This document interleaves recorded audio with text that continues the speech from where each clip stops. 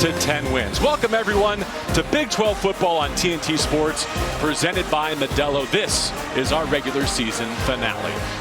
And with my friend Mike Golick Jr., I am JB Long. It's so great to be here. We've had the honor of covering 13 Big 12 programs this season. We visited 9 campuses, our final stop, Waco, Texas. And what a great stop. You mentioned Senior Day, all the emotions for a class that's given so much to this program, trying to go out with a win that would propel them to bowl eligibility, and a Houston team undefeated on the road so far this season, trying to come in and play spoiler. Let's start with Sawyer Robertson, one of those seniors. And his season has mirrored that of his team. He was prolific. He was successful early. This last month has been difficult. It has been difficult for him, but he's a guy, all the prolific passing numbers, leading the Power 4 in terms of yards by a quarterback. JB, I think last week you saw some of the difficulty comes when they become too one-dimensional, when the defenses have a chance to present those exotics. I think if Baylor and Jake Spavital, their offensive coordinator, could stay ahead of the chains a little bit, simplify the picture, we can get back to seeing the Sawyer Robertson we're used to. Now that Baylor defense has struggled against QB run. Well, guess what? Connor Wigman is coming off a career best rushing day. Another day up over 100 rushing yards. And we know there's a lot of quarterbacks that can do it as scramble runners, and Connor Wigman could certainly do that. But his speed and his patience as a designed rusher between the tackles, I think is what separates him and creates the most dynamic threat this Baylor defense can have to account for. Before we kick it off down to the field, here is Coy Wire. Coach Dave Aranda from Baylor told me this week he wants nothing more than to get a win for his seniors' bowl game implications. He said his message to the team, stay in the fight. Then he took them to church. He told them Job 23:10, when I am tested, I will remain pure as gold. Coach said that gold is one of those metals that remains pure in the fire. It does not break down. So the longer we stay in this fight, the more we find out who we are. On the injury front, star Baylor tight end, Mackey Award finalist Michael Trigg out today due to a head injury. JB. That's disappointing news. It's a tough way to start, especially on Senior Day. He was one of those Bears who was honored, but we were there in Tucson last week when he suffered that injury. He was, and a massive loss, the most dynamic chess piece in the middle of this offense. And so, when things get tight, when the situations get difficult, who Sawyer Robertson turns to, especially early, I think going to tell us a lot about this Baylor offense and how they adjust losing such a valuable player. Willie Fritz and his Cougs, 8 wins, 5 of them in conference. They have lost 2 of their last 3 games, though, since a 7-1 start. And so even though both teams have so much on the line, you can also look at it the other way, where neither team wants to lose because of what that would mean for how they finish this month of November. You always want to go into the offseason feeling good, that trajectory for recruiting, for the transfer portal, and for showing what Willie Fritz and this program are building. Paramount today. Houston won the toss. They elected to defer, so Baylor will receive as it goes over the shoulder of Cole Wilson. And Sawyer Robertson, the senior from Lubbock, Texas, takes the field here at McLean Stadium for the last time. The good, he leads FBS in passing yards, tied for the most passing touchdowns with Indiana's Fernando Mendoza. The bad, for the second straight game, multiple picks, including a pick 6. That ground game going to be important, and we expect him to factor into that. We saw a little QB run in Tucson last week, and I'd be stunned if that doesn't make its way to Waco here on Senior Day. An elite uniform matchup. Looks great here in Waco on the final game of the regular season. Baylor begins with a Bryson Washington barge up for 10 yards and a first down at the 36. Eddie Walls, the third, senior defensive lineman with the tackle. And you're going to see Matthew Klopfenstein at tight end, number 85, in line a lot more today than Trigg, who's usually split out. Back-to-back carries. And Baylor's so desperate for a running game. For the second week in a row, Jake Spavital told us, we've got to find a way to run the rock. And so as not to put all the pressure on our senior quarterback, Washington's slow to get up after his second totes.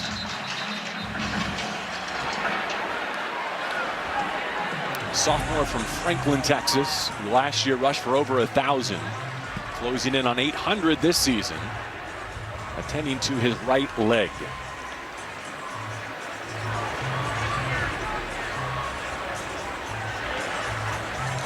Boy, I hate to see that for this backfield after back-to-back assertive Referee Mike.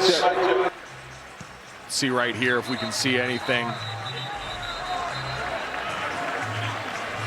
You see that right leg getting rolled up on by a couple of Houston tacklers, walking off with some help right now, not putting a lot of weight on that right leg. So not a great sign for Baylor in drive 1 already. Next in line is the 4-star freshman, Caden Knighton. He's giving them a jolt. He brings some juice, and he's refined his rushing lanes in the second half of this season, much to Baylor's benefit. It's Cole Wilson in motion. This time the run game shut down from the edge.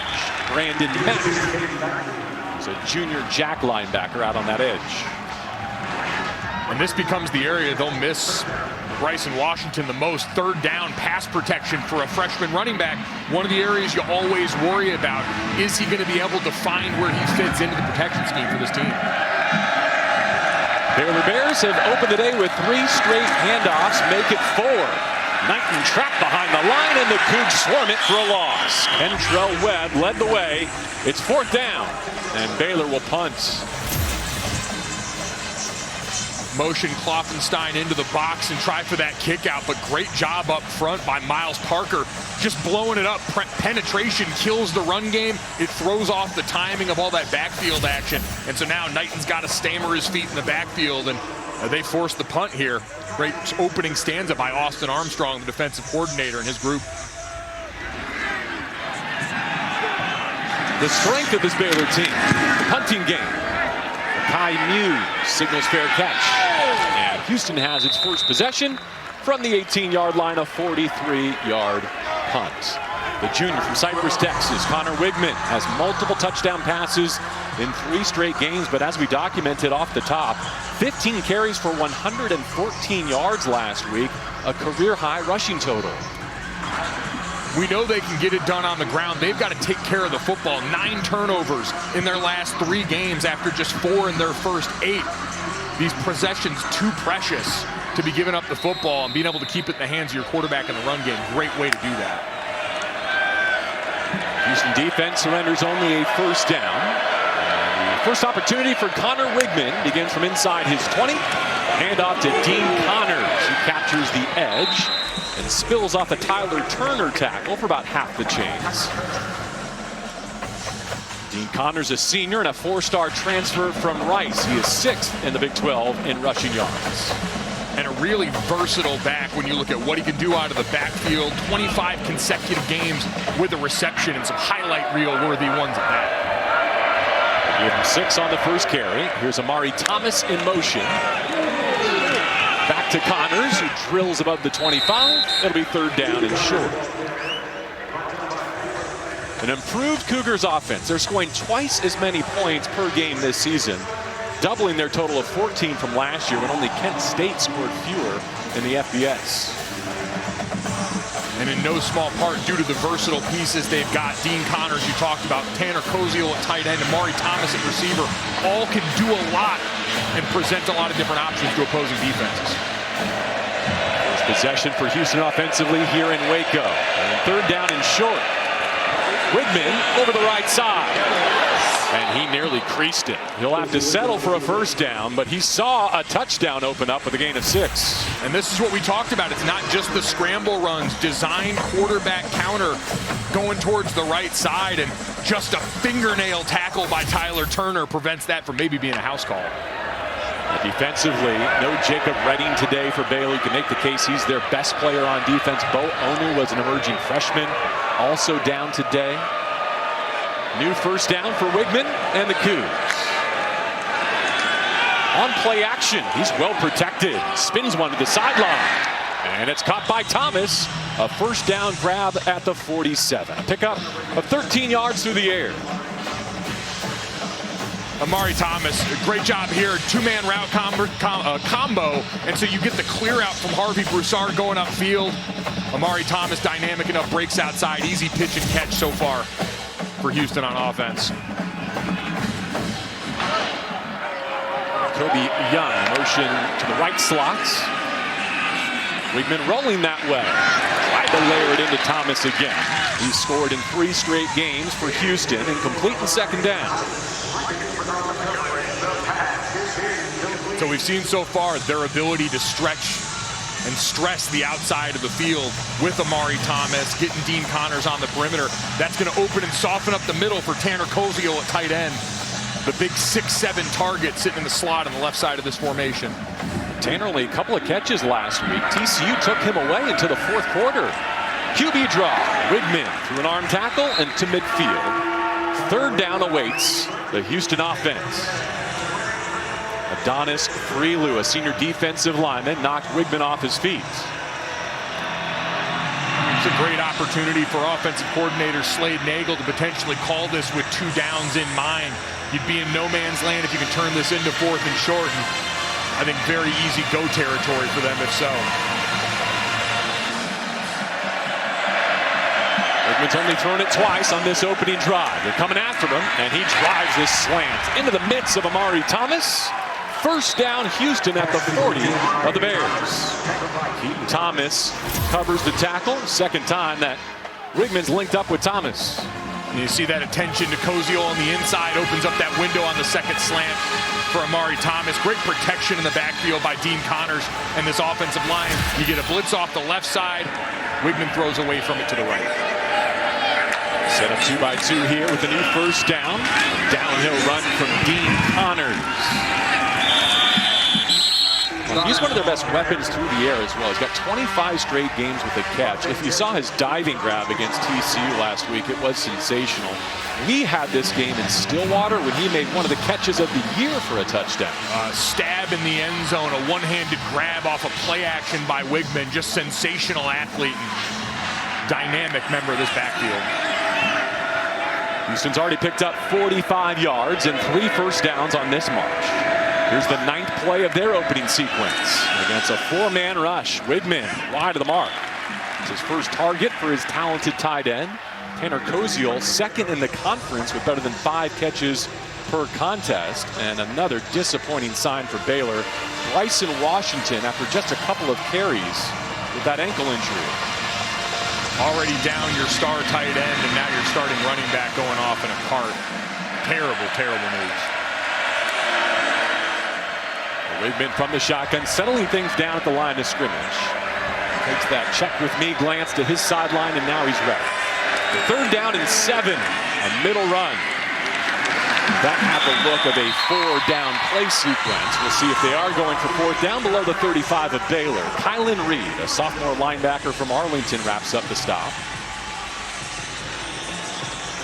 I think you're absolutely right, JB.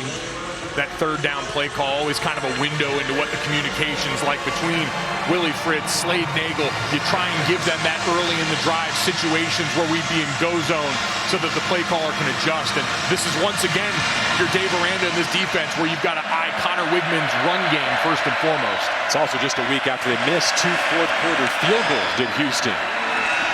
Wigman to throw on 4th down. His trusty tight end to move the sticks. Tanner Koziol delivers with an 8-yard reception. The guy just catches everything, JB, and you're going to watch him break out from inside in the slot when he gets up to the 2nd level. And that big frame, so great for walling off smaller defenders in the defensive backfield. He's a real mismatch challenge for opposing defenses to try and figure it out. And even if you're on him, the catch radius is just enormous. First time we've seen Stacy Sneed. He motions to empty, spelling Dean Connors. Straight back drop for Wigman. Chops his feet and fires middle. Thomas in space to the numbers. Needs a block. He gets in. 27 yards for Amari Thomas. His 4th straight game with a Houston touchdown.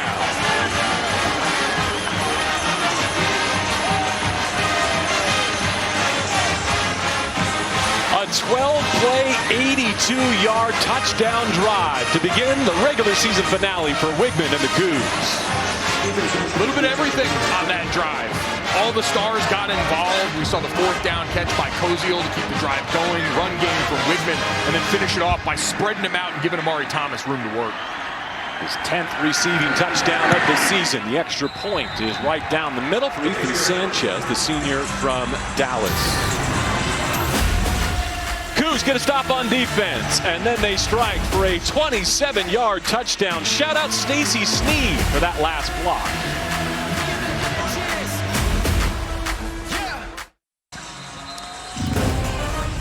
Big 12 college football on TNT Sports is presented by Modelo, the official beer sponsor of the college football playoff. And by Progressive, get coverage you can count on with home and auto at progressive.com. Houston gets a stop defensively, then a touchdown drive. Those 12 plays evenly split, run and pass. They end up with a touchdown. Perfectly balanced opening set from Houston. It's exactly what you draw up. A lot of teams will have those 10 or 15 scripted plays in their openers, try and gather information, but also they're plays you've repped a ton, you've walked through them over and over, and so your level of execution always high to start the game. Yoakum on the run up to the ball. The right-footed kick is in the air, and once again he denies Cole Wilson an opportunity. Take a look back at that last touchdown, JB, and you're going to see up at the top of the screen here, Amari Thomas comes in the slot, and that matchup here with Keaton Thomas, he's great for a lot in the middle of this defense, but trying to stick with one of the best receivers in the Big 12, not one of them. That's a mismatch they can exploit because Amari Thomas is versatile enough for them to move him all around. Even calls out the block there, pointing Stacy Sneed to the party to help escort him to the end zone. So just one of the examples of how these pass catchers for Houston are so versatile and give them options. So the Bears on their heels, down a touchdown, down their tight end Michael Trigg, and having lost Bryson Washington on the opening drive of the game. The first toss for Sawyer Robertson is a completion. Cole Wilson with a first down grab. Just a nice easy inbreaker from Wilson, flanked by Josh Cameron, one of their most off-targeted threats on the outside. And the first pass for Sawyer Robertson, get his feet under him a little bit after a rough outing. The trips into the boundary. He pats the football and rings one middle. This is off frame. Wilson the target again. Jordan Allen the nearest in coverage. Yeah, Wilson looked like he got his feet tripped up a little bit. Robertson thrown into a spot, and unfortunately, just couldn't stay upright on that one. But this is the challenge. Without Michael Trigg in the slot, in that tight end area, the defense doesn't have to focus as many resources, as many eyes on him, and so all these other receivers are going to have to work that much harder to get open. Beginning the game with a run-heavy dose. Now they hit the middle of the field, and they find Ashton Hawkins to the 42 in Houston territory. Of course, he missed the first half of last week's game in Tucson and never really got started. Only one catch for 8 yards. He's got 22 here. Yep, you're going to see him come in from the left side of the screen. Two high safeties, and so you want to throw those in-breaking routes towards the middle of the field. Middle field open, and he's open for business. Robertson ready again. He zips one, and a miscommunication. He wanted Ashton Hawkins to throttle it down. 2nd and 10. This drive a little more what we were expecting, though. Baylor came out 3 straight runs. The injury to Bryson Washington certainly changes some of that, as now you're going to have to manage the pitch count of Caden Knight a bit in that backfield. And so just another challenge for Jake Spavital, the offensive coordinator today, as Houston gets the full hockey line change for their defensive front. As he watches his play sheet, Robertson ready to go, flanked by Knighton in the backfield. A clock for the snap, and a QB run. Big reach down the middle of the field, and it looks like the spot will give him a new first down at the 30 in front of Latrell McCutcheon Sr. in the secondary for the Cougs. And that's something they said they wanted to go with a little more of today. We talked about the design QB rush on the other side. Good block by Knighton over on the left, and Robertson opting to slide shoulders first instead of feet first, so gets that added yardage for the first down. Good response here for Sawyer Robertson and the Bears after falling behind by a touchdown. It's creepy. They will send that DB blitz. Right on the number of Cole Wilson for a first down in the red zone. A confident stroke from Sawyer Robertson, a gain of 17 more. Tight end room still getting some attention there. You're going to see Matthew Klopfenstein come in and take up a number of Houston defenders. It opens it up for Cole Wilson, who the run after the catch for these receivers on these routes targeting the middle of the field with these 2 high safeties basically all the way down for Houston. It's been the steady formula on this drive. Houston's got a top 50 defense, but they have been susceptible to explosive plays through the air. Off the motion. They get it in the hands of Knighton, and he's down to the 7-yard line. He's already had a larger than expected role, Caden, as a true freshman, with junior Dawson Pendergrass suffering a season-ending injury this summer. Today, Michael Turner out as well, and Bryson Washington, as we've said, carded off early. 2nd down 2, inside the 10-yard line. Houston got a 27-yard receiving touchdown on its first possession. This is Baylor's 2nd drive. They've covered 68 yards. Robertson ready for the 8th play. Off play action. That ball's tipped. That ball is intercepted. A tip drill takeaway for Mark Stampley.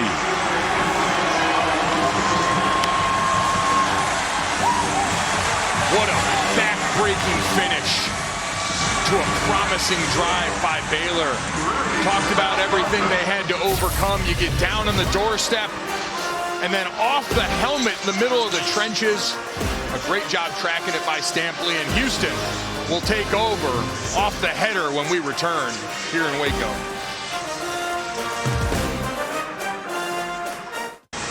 Welcome back. Check out the double doink here. Bears fans, avert your eyes and ears.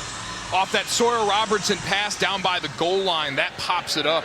And Mark Stampley, the second recipient, as Houston takes over. Just brutal after a great drive by Baylor. Gained 68 yards and 4 first downs, but they turn it over again. And DJ Butler rumbles up to the 30. He's got a first down carry.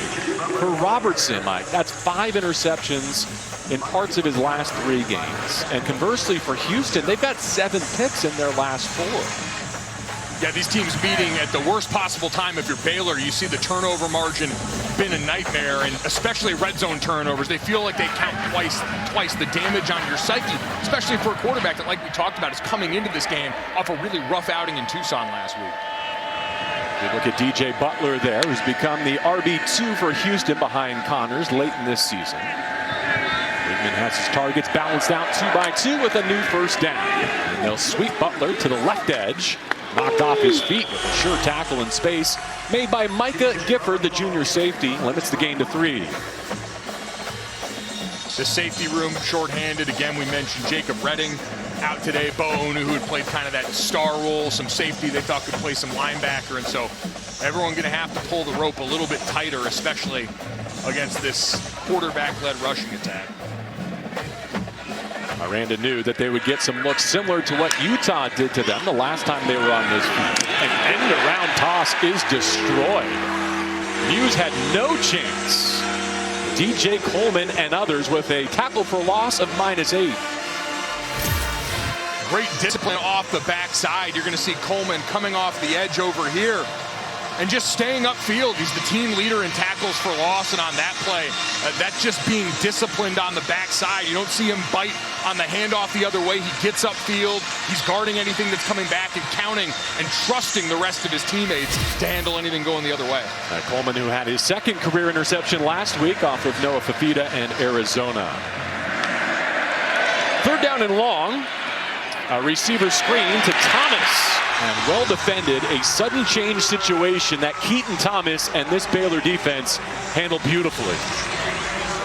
Houston loves to go to these middle screens, so just great job in film study by Keaton Thomas, understanding what they're going to try and get the ball in the hands of a playmaker, triggers downhill, beats the offensive lineman to the stop, and helps settle down this entire Baylor sideline after that turnover. Liam Doherty and the Houston punting team, they've had some trouble. They gave up a huge return in the 4th quarter of a tie game last week against TCU. Cameron on his senior day sprinting over to the left sideline. Picks it up to the 35, hurdles to the 40. Josh Cameron out of bounds across midfield. The senior from Cedar Park, Texas, with a spark for the Baylor Bears.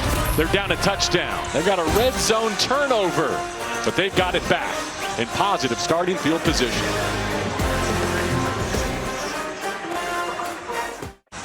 After a great punt return, Baylor looking to tie it up deep in this 1st quarter. We flash back to last year, most recent meeting at Houston. Sawyer Robertson with a turnover-prone day, but was able to overcome it with a couple of touchdown tosses. Baylor's defense allowed just 3 points in what became a 20-10 win over the Cougs. Talk about a great uniform matchup today. Anytime the powder blue comes out, it's a good time in Houston. From plus territory. Oh, what a catch. Shielding the defender, reeling it in with that right hand. Matthew Kloffenstein doing his best Michael Trigg impersonation. Trying to go out here and match the performance he had. Career high 3 for 33 in the 2024 Texas Bowl when Trigg was also out there. And how about Robertson just sticking it in there? He couldn't hand it off that. Robertson ready again. Hits that back foot. He's drilled. Is that down? Is that a strip sack? It's Houston football. Sione Fotu.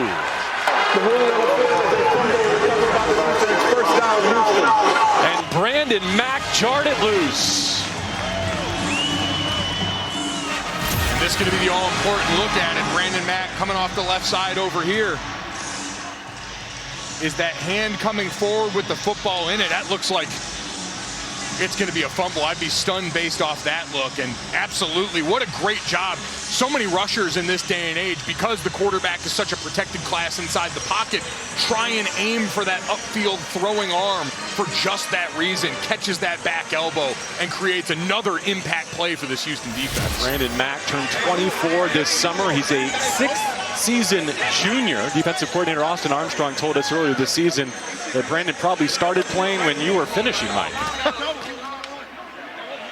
I won't check the dates on that, but let's just take it as fact. I'm not going to let the truth get in the way of that good story. No chance. 2 first-quarter takeaways for this Houston defense. Wigman back to pass, climbs the pocket. He's leveled as he heaves, and that's going to be pass interference. Kobe Young the target, Tevin Williams in coverage. Wigman wore it back in the pocket. Pass interference, number 27, defense, 15-yard penalty, automatic first down. He did. He took the shot, but this is what they want from Kobe Young. They believe he's got big playability. They've talked with him about it all season, and in the last few games, he's drawn a couple of good defensive pass interference penalties.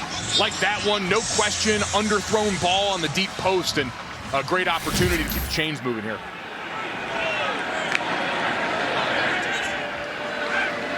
Wigman looks to the sideline, checks his wristband. He's got Dean Connors in his backfield.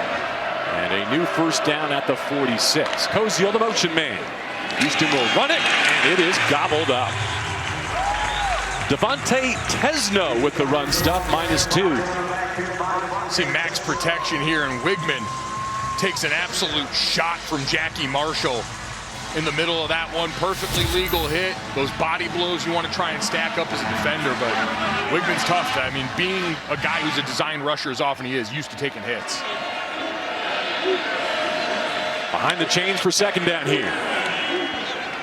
Middle target. Koziel wrapped up right as he makes the catch. Now, Mike, Dave Aranda told us this week that it felt like battling with scientists, with NASA, that no team is as heavy in terms of game plan as Houston. What did he mean?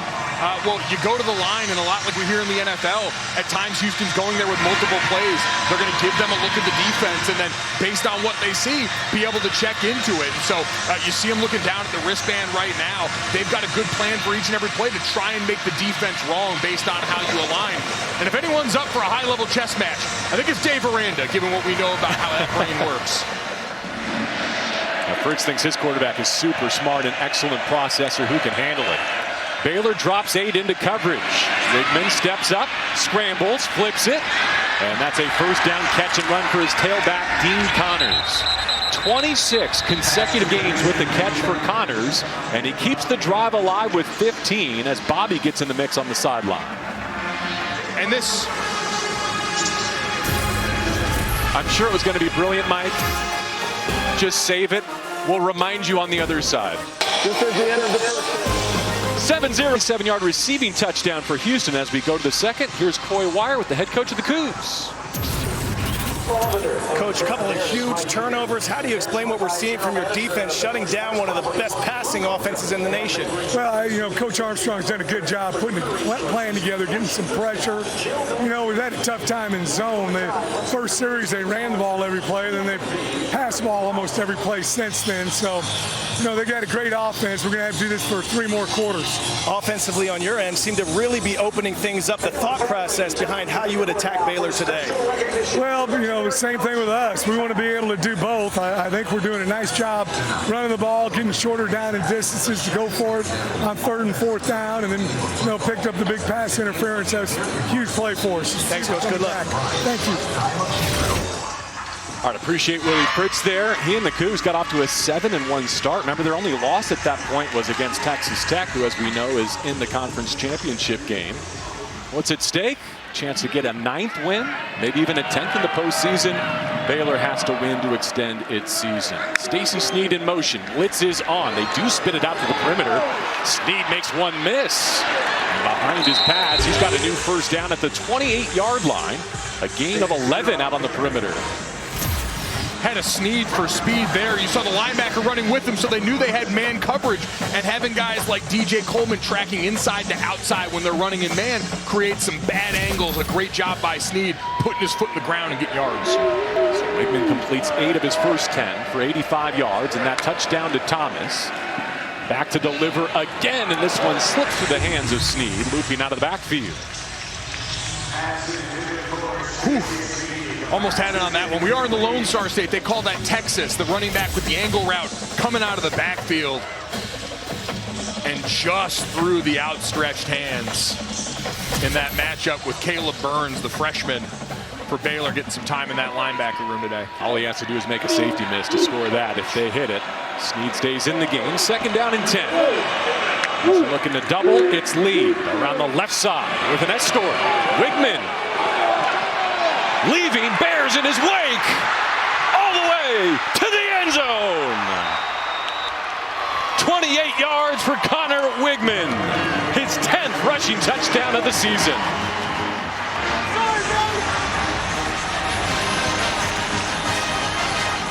Wow, we need the tracker on that one. Ran about 40 yards to get the 20 or so he needed on the design quarterback toss. You're going to see 79 pull around, and then Sneed lead blocking on the perimeter. The pin down by Tanner Colzio on the defensive end makes it possible, and they get just enough, and then it's all Wigman. Just the feel of a quarterback who's such a patient runner in addition to being such a gifted athlete. What a remarkable run. And for good measure, touchdown. Remember earlier this season that the hope was that Wigman would benefit from a fresh start, right? Change of scenery, better injury luck, and for the most part, that's been true. He was knocked out in that Texas Tech loss, but he's been able to start all 12 games.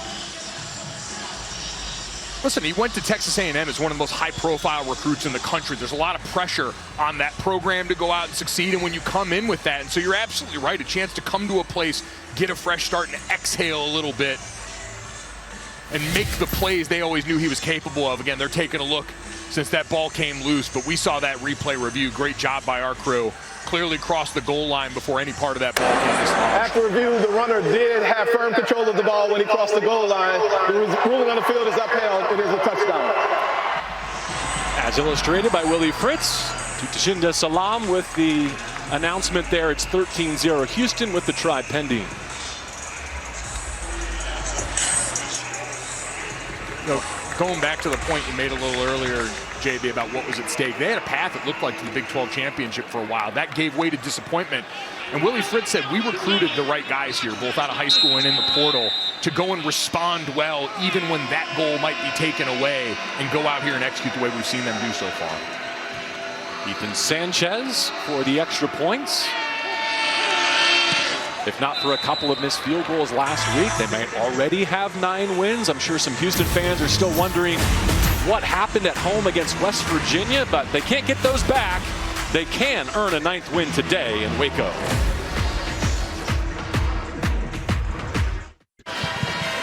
College football's biggest stage returns to TNT and HBO Max. The College Football Playoff kicks off December 19th and 20th with first-round coverage presented by Allstate. A Big 12 with 3 programs ranked in the top 13. We know that Texas Tech and BYU will play for the conference championship here on this final weekend of the regular season. What a campaign it's been, really. 12 teams with at least 1 ranked win, 9 already bowl eligible. Our Big 12 standings are presented by Modelo. An incredible group. Had a fun one last night out in Tempe. Territorial Cup that Arizona took home. Brett Yormark there making the case for some of those Big 12 teams near the top of the standing. There will be a chance for Cole Wilson to return. He gets a kick-out block. A stiff arm at the 35. Stumbling up that sideline, waiting for reinforcements, and a nice answer back by the special teams unit of the Baylor Bears, down 2 touchdowns, but another start in positive territory. Brought this all the way back. You're going to see that wind from one side of the field to the other. Try and get the kick coverage team all going in one direction. Great job making the kicker miss. Always bonus points for that. And it's now special teams both coming to bat. Cole Wilson, Josh Cameron on a punt return before, trying to give them and will them some offensive momentum. And I'm going to call Michael Allen's name. He was 30 in green right at the point of attack. You talk to people around this Baylor program, there may not be a more beloved Bear with a future in coaching than Allen. Robertson hit as he throws, and it sails a bit on him. Ashton Hawkins was the target. One other thought on that game you mentioned last night, Arizona winning the Territorial Cup. Second week in a row that they pitched a second half shutout. Remember, Baylor got touchdowns on their first 2 drives last week in Tucson, only a field goal the rest of the way. One of the best defenses in college football. We covered them 3 times this year. The job Danny Gonzalez did with that side of the ball, remarkable. Play fake to Dodds. Try to get it in the hands of Cameron. It's 3rd down and 10. Boy, and they looked like they had some room. I thought the screen game could be an area where Houston had some struggles defensively against TCU a week ago that maybe Baylor could exploit. But the last couple of passes a bit errant. Give some credit to Miles Parker getting a hand up in that window. You also saw Corey Platt Jr. just making it murky enough for Sawyer Robertson to deliver an errant pass. Michael Turner out today. Washington already shaken up. Dodds is in the backfield, and they still can't link up with the Big 12 leader in catches, Josh Cameron. 4th down, and the field goal unit coming on.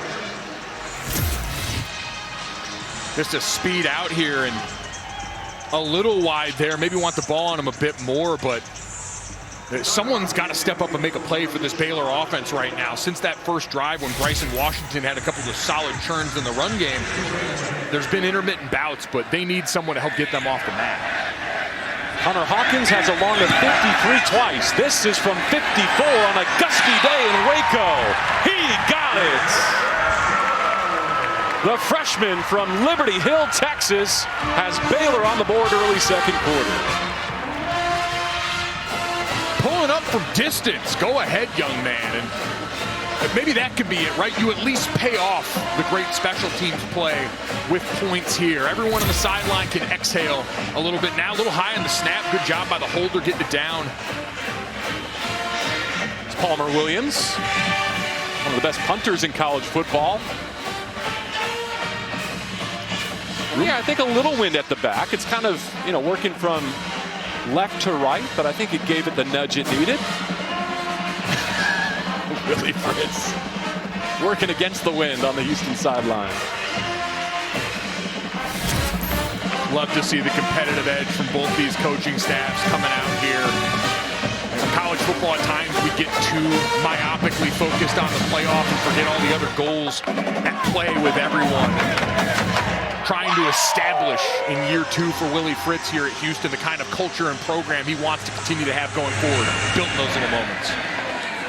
Armstrong the kickoff. There will not be a return in one of the fields on which these programs compete. Recruiting. As you study these rosters, so many had offers from one or the other coming out of high school, and as we enter the winter, we know what comes next. And so both Houston and Baylor trying to finish their regular season on a positive note. And that's what before we talked about bowl season with the portal window now moved back into January. It's a great chance to self-scout some of the guys that maybe didn't get a ton of playing time. If you've got those 15 bowl practices to work with, it gives you a chance to learn even a little bit more about your roster as you've got to make these important decisions. Weidman's been efficient, 8 of 11 through the air. He's got a rushing touchdown of 28 yards, fading away from pressure. Again, has the poise to find his tailback. Butler is crushed after a gain of 12 by Micah Gifford. But Weidman, even though he is a running quarterback, doesn't give up on a passing play when it breaks down. No, we've now seen him twice in this game do a really good job of moving his feet in the pocket, buying time after the pressure by Freelou, but keeping his eyes downfield. And both times, his running backs have paid him off, made themselves available, and gotten an easy first down. I think it helps him to know that he's got such talented receivers at tailback. Sean Connors, we talked about him. Butler backing him up. New first down over the left side. And he climbs to the 40. Let's check in with Coy Wire. You mentioned Michael Allen, the special teams assassin, that set up the key block on that scoring drive. He's a huge leader for this team. Defensive coordinator Matt Polish told me he's so sharp, he signals in the defensive calls from the sidelines. He's even been invited to their staff meetings. This week, Allen texted all the players and said, let's get together an hour before the walkthrough on our own, watch some film. He texted Polish and made sure all the notes were in. They'd be ready for practice to, when they get out there, he will have a career in coaching one day. He's Chicago Bears defensive coordinator Dennis Allen's nephew. Football is in his blood. Coordinator Matt Polish told me he's the type of player you'd clone 10 of them if you could. Let's see that pad on his left arm. Thank you, Coy. That's an awesome story. A couple games ago, broke his arm on a Saturday, didn't even report it, came in on Sunday, said, I don't think this is right. The kind of glue guys that make teams go, that leadership, even for someone who's not on the field all that often defensively, invaluable for this team. Butler with a stiff arm and another first down at midfield. 2 flags on the play. For now, it's a gain of 10. DJ Butler, an avid photographer who hopes to have a career in sports photography someday. All right, now we're taking pictures of him. Personal foul, face mask, number 24, defense, 15-yard penalty, automatic first down. So it's a 25-yard gain, 10 on the ground, 15 on the flag. Watch the way Butler puts his foot in the ground here. Initially going to be up inside on this and then bounce it to the outside. He gets the defenders to all dip their heads, take a peek inside, and then immediately plants his foot in the ground now that he's shortened the edge. You can see the tug there by Tevin Williams III. Dean Connors got a nice breather thanks to DJ Butler. He's back in fresh as Wigman hits the top of his drop. And that's intercepted. Taken away at the 20 by Keaton Thomas. The green dot linebacker for the Bears with a game-changing play.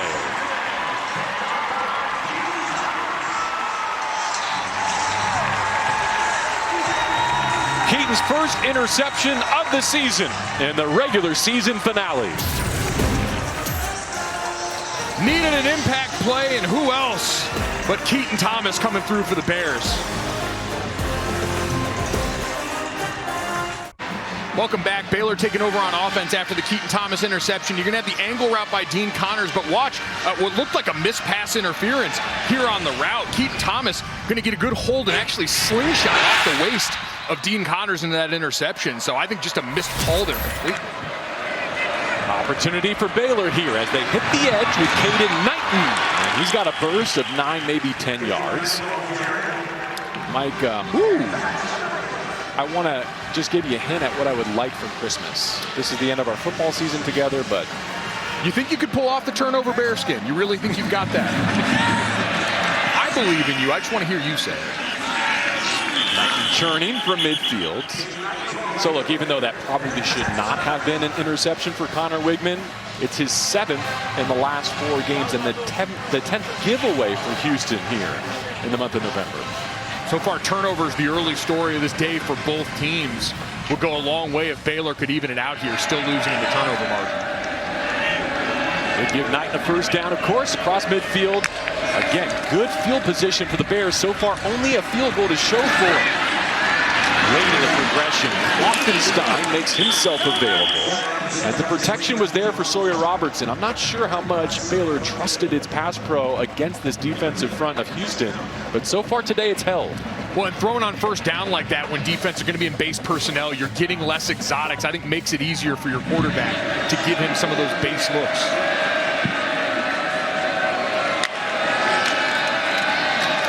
One through, a run blitz there, and it's close. Caden Knighton does spill forward for a first down. Miles Parker, a junior defensive lineman, hanging on for the tackle. Get used to Knighton. With Washington injured on the first drive, we'll see a lot of this freshman from Pauls Valley, Oklahoma. Joseph Dodds coming in to spell him now in the backfield. So going a little further down on the depth chart right now, we also see Kelsey Johnson in at tight end in the slot over on the right-hand side. So all hands on deck today. Quick throw, and And it's on target. They link up with Kelsey Johnson, the junior from Red Oak, Texas. Still haven't found Josh Cameron on senior day. It's a gain of 6 for now. Second down for Sawyer Robertson. I mean, Robertson's just got so much muscle memory throwing to that tight end spot. We saw the great throw on the button to Klopfenstein earlier, and now there to Kelsey Johnson. He's just so used to that trig security blanket. But so far, these guys have done a good job filling that void. Robertson 6 of 12 through the air. At the bottom of your screen, it's Ashton Hawkins. 3 into the boundary for Robertson, and a gun run. The 30 and maybe the 28. We'll see about this spot. Joseph Dodds may have a new Baylor first down. As we approach the 9-minute mark, second quarter, Sione Fotu, junior linebacker, has the Houston tackle. So we've seen passes on the last 2 first downs that have set up second and more manageable. This is the area you're just outside of the red zone where if you've got a shot play and you want to take one look at the end zone, maybe for Josh Cameron, you've got the space and room to do it still with the amount of field left. Cameron's the tip of that spear there, and the bunch to the top of your screen. And here comes Cole Wilson in motion. And before the snap whistles, I don't see a flag. Prior to the snap, the replay process was initiated. The previous play is under review to determine if the runner reached the line to gain.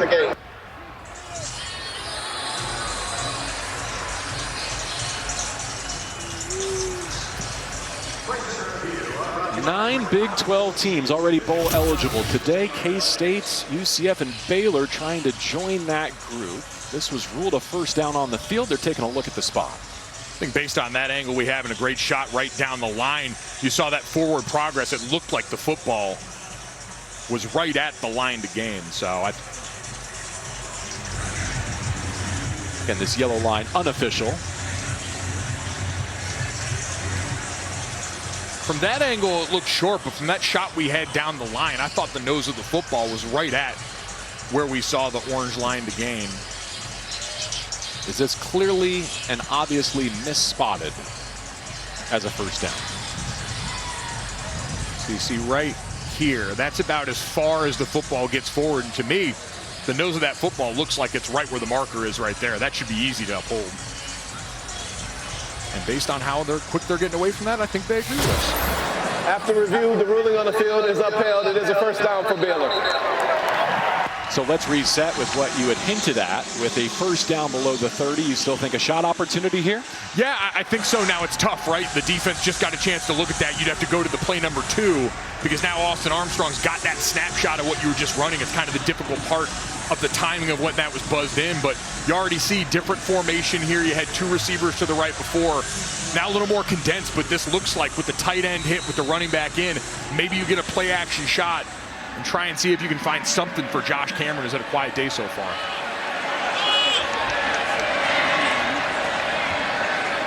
Cole Wilson, the motion man. Hawkins isolated, and he put it on his number. A strike to the 23, cuts the chains in half, maybe 6 on the game. Jake Spavital told us this week that with Sawyer Robertson taking the field for his senior day, his last game here at McLean Stadium, he told him he's got to do whatever it takes to walk off as a winner. He's put so much work into this place. His journey fascinating, and he's such a great ambassador for Baylor. Dodge would not be denied. First and goal below the 8-yard line. Motoring for 15 on the turf in the arms of Kentrell Webb. You're going to see the counter here. One thing Klopfenstein can do is get in here and muck it up a bit. They both do a great job of sorting out the trash there and just great hitting that downhill. Dodds again, this time stacked up, stays on his feet, and the tackle finished by Jordan Allen. Well, getting into scoring position has not been the issue whatsoever today for Baylor. Ball security and converting has been. And remember that last interception came trying to throw over the middle, ball careened off some helmets, maybe looked for an opportunity to get one of those natural rub runs on the outside going away. Robertson on the QB draw. A flag is down as he breaks the plane. Let's see if it stands.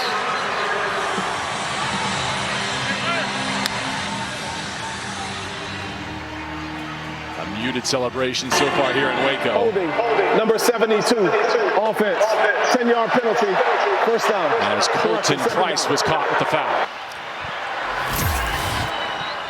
See 72 right here in the middle.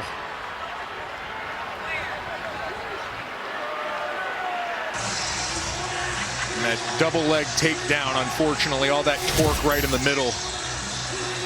Usually going to be tough for the officials to ignore there. Backs him up for a little more space here after they called Robertson's number in the run game, something we also knew was going to be a steady diet today for them. No grass for Houston to defend, but knocked off the goal line. Second and goal. And they sail a screen pass out to Knighton.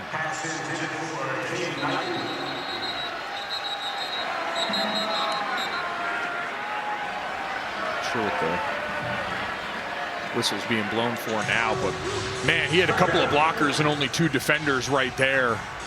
Looked like they were ready to go if he could have just put that ball on Knighton out there in the flat. But recall that after a big kick return, Baylor just had to settle for a career-long field goal for Connor Hawkins, trying not to send the field goal unit out again here. Third down and goal against the blitz. Cole Wilson. And the Cougs rally to make the play up against that right sideline. And once again, Dave Aranda has to settle for a 3-point try.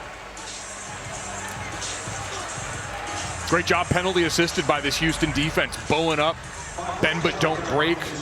And we see the structure of this defense, right? They've played a lot of 2 high safeties today. They're trying to limit any big play opportunity, and so far they've been able to corral Sawyer Robertson and keep most all of his completions to that shorter intermediate range, with none of the home runs that you usually have as backbreakers for a defense.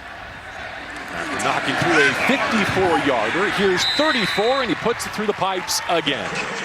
Connor Hawkins 2 for 2, and the new score: Houston 14, Baylor 6. Connor Wigman on the road, back to work. His Cougs undefeated away from Houston so far this season.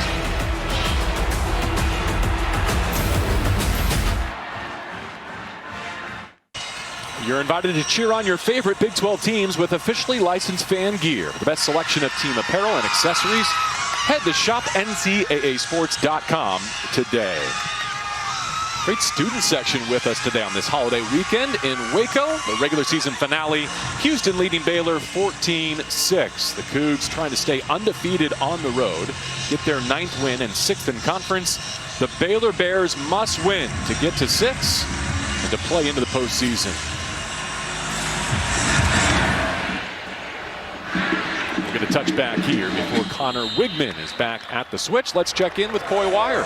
Yeah, JB, Baylor's leading rusher Bryson Washington left this game early with a lower leg injury. He was carted off, but he is back out of the locker room on crutches with a boot on his right foot. They're certainly missing him, but he's trying his best to be there for his team regardless. He's cheering for them, even going out onto the field in team huddles during timeouts, as his boys have now cut Houston's lead to just 8. JB.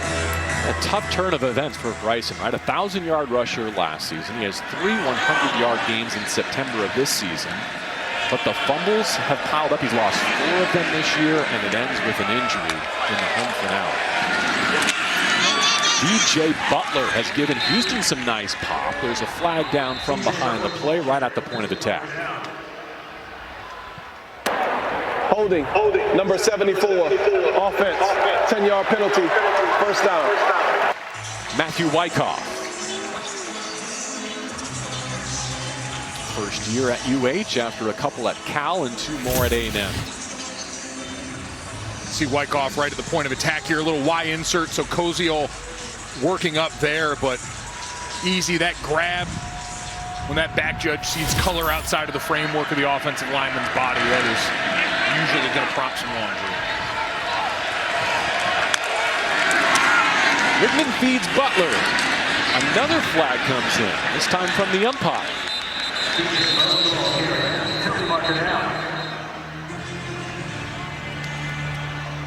That was the first penalty accepted against Houston. 3 for 40 yards, including a big pass interference against Baylor. Personal foul, illegal hands to the face, number 0, defense, 15-yard penalty, automatic first down. It's a senior defensive lineman, Jackie Marshall. Marshall right in the middle here. You're going to see those hands drift up right underneath the chin strap, and if once wasn't good enough, that second time will get you got. So the refs giveth and the refs taketh away. And Jackie, one of these Bears that had an offer from Houston coming out of high school. He's got a chance to play on Sundays. In part because, like Mike, he benches over 400 and squats nearly 6. You weren't supposed to tell people about what you saw in the hotel gym this morning. Butler through one tackle. Now a stiff arm against the safety. And he's got a first down carry of 13 yards before Tyler Turner tracks him down. Butler giving him some great juice in the run game, spelling Dean Connors. Lines up in that pistol and does a great job breaking that tackle. From a defensive end, I mean, Devontae Tesno, that's a big body that he just ran right through the arm tackle. About 90 rushing yards for Houston in this opening half. You're going to hit the 5-minute mark here. We'll remind our audience that Houston won the opening coin toss, elected to defer. Now they've got possession at midfield. Go ahead, Mike. I know you want to. We're not under 4 minutes yet, but we all know about the middle 8. That chance to swing the game the last 4 minutes of the first half, the first 4 of the second when you get that second half kickoff. Check that off your bingo card. Off the play fake. Little flip to the flat. Here's Koziel with the full head of steam. He's out of bounds with the first down at the 40 of Baylor. They sent Amari Thomas in motion, and then they bring Koziel over, so the defense already had to watch one of the best receivers on this team go across. Then you've got the threat of Wigman running downhill on this RPO action, and Koziel just waiting there for the dump off right there in the flat. Just a great design by Slade Nagel in this offense to get an easy reception for one of their best pass catchers. Butler behind Wigman in the pistol. A new first down in plus territory. Houston on the march, leveraging their physical running game about the 36-yard line. Great job on that one. Caleb Thomas comes in, more of that fullback role. You know, Luke McGarry was a part of this tight end room and lost to an injury earlier this year. And Slade Nagel said, our plan kind of changed. We were doing a lot of 2 tight end work. You can present so many options to a defense that they've got to account for. And so losing him sort of made them change shape, but thankfully Dean Connors and Amari Thomas both have helped offset those losses as we see Connors right now splitting out a wideout. So second down and 7 from empty. I think the Bears felt QB run coming and still stumbling downhill to the 31 with a gain of 4. Connor Wigman shortens up third down. See Wyckoff at guard getting up a little slow after that last play. One of the pullers on that design quarterback counter all the way, trying to use Dean Connors as the motion man to pull another body out of the box. Set up a 3rd and short in what I think would be 4-down territory for Houston going into the half. At the 3-minute mark, they need 3.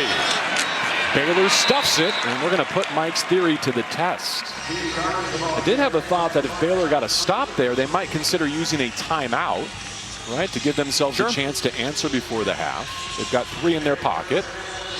But if Houston's going to go for 4th down, and they will have to snap it on top of our 2-minute timeout, they might be just as well off.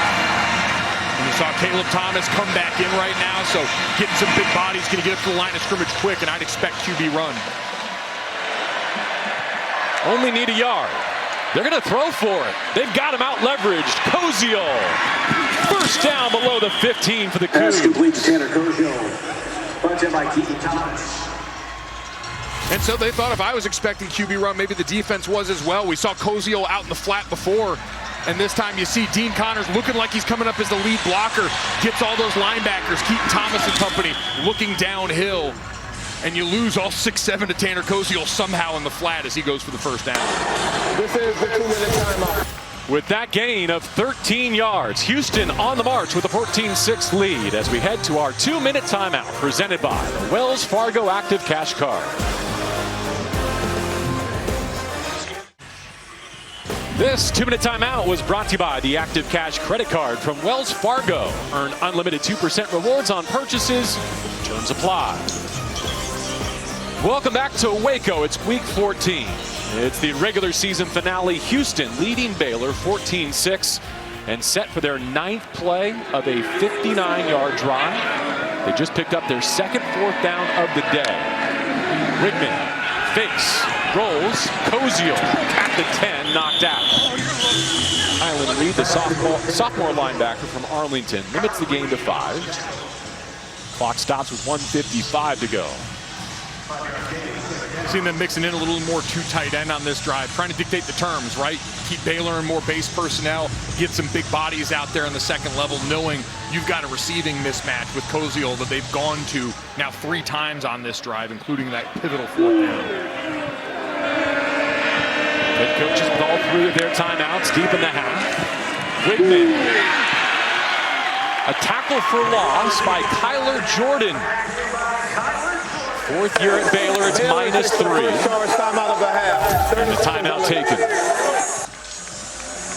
Great job by Kyler Jordan. Setting that hard edge, comes down, keeps his outside arm free on the pulling Matthew Wyckoff at left guard, and makes a tackle. Baylor takes the timeout. So to your point, JB, before, trying to see if they can hold them to a field goal, preserve some clock, and give Sawyer Robertson and this offense a chance to try and go drive the field and put points on the board before the half. We're going to have to kick it off to Houston when we open up our 3rd quarter. Cougs have not trailed. Got 2 touchdowns, only a couple of field goals for Baylor. Sawyer Robertson chomping at the bit on the sideline, just 8 of 15 for 89 yards through the air. A holding penalty undoing what could have been a rushing touchdown for him. Sure, he wants another crack at it here on senior day, try and get this crowd back into the game. Connor Wigman and the Cougs have averaged better than 6 yards per play offensively in this half. Set up 2 by 2 and motioning to empty for 3rd down and 8. Wigman rumbling through Bears and planted at the 12. Timeout once again before 4th down, and we would assume a field goal try. Timeout of the half. 30 seconds in length. Clock operator, please reset the game clock to 1 minute 43 seconds. Wigman is giving way. Nope, absolutely the right call. JB, you know, maybe if they had gotten down there and it's 4th and inches, you think differently about it the way you did before. But chance to make it a 2-possession game with the field goal here. The Baylor defense bending but not breaking there. And if they do rally to win this game and to punch their bold ticket, this stop deep in the half, knowing that Houston has the option to receive the second half kickoff, this could be an inflection point. And appropriate, it's come off really the defensive effort today. Some big plays from the linebacker room. You go to the Keaton Thomas interception. Kyler Jordan helping set the edge there. We've seen Kalen Burns and Kylan Reed get in on the mix. That was a group that, going back to the Utah game, got challenged and called out by their head coach Dave Aranda. Said that was one of their worst performances. They weren't good enough in that game. And we've seen in the last 2 weeks that unit in particular respond to help lead this team. Ethan Sanchez, 2nd in the conference in made field goals. Missed a couple last week. So far 2 for 2 in his extra points. Off the right hash, just inside of 30 yards. And no sweats for Ethan Sanchez. 17-6 with 1:40 to go before the break.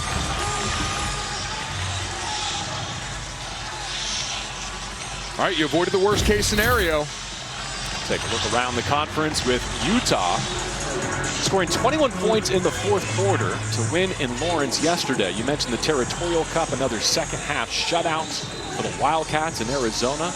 They win that ranked showdown.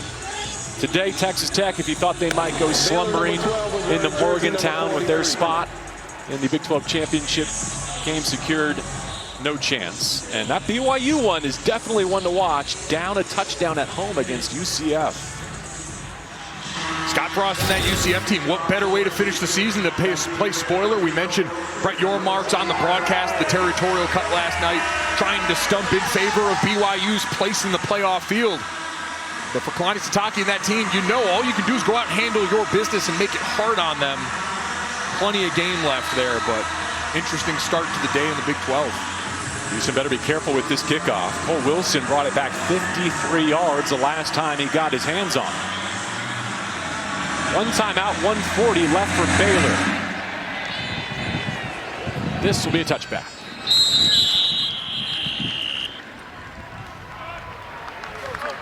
Sawyer Robertson on his senior day. And look, Utah here last time.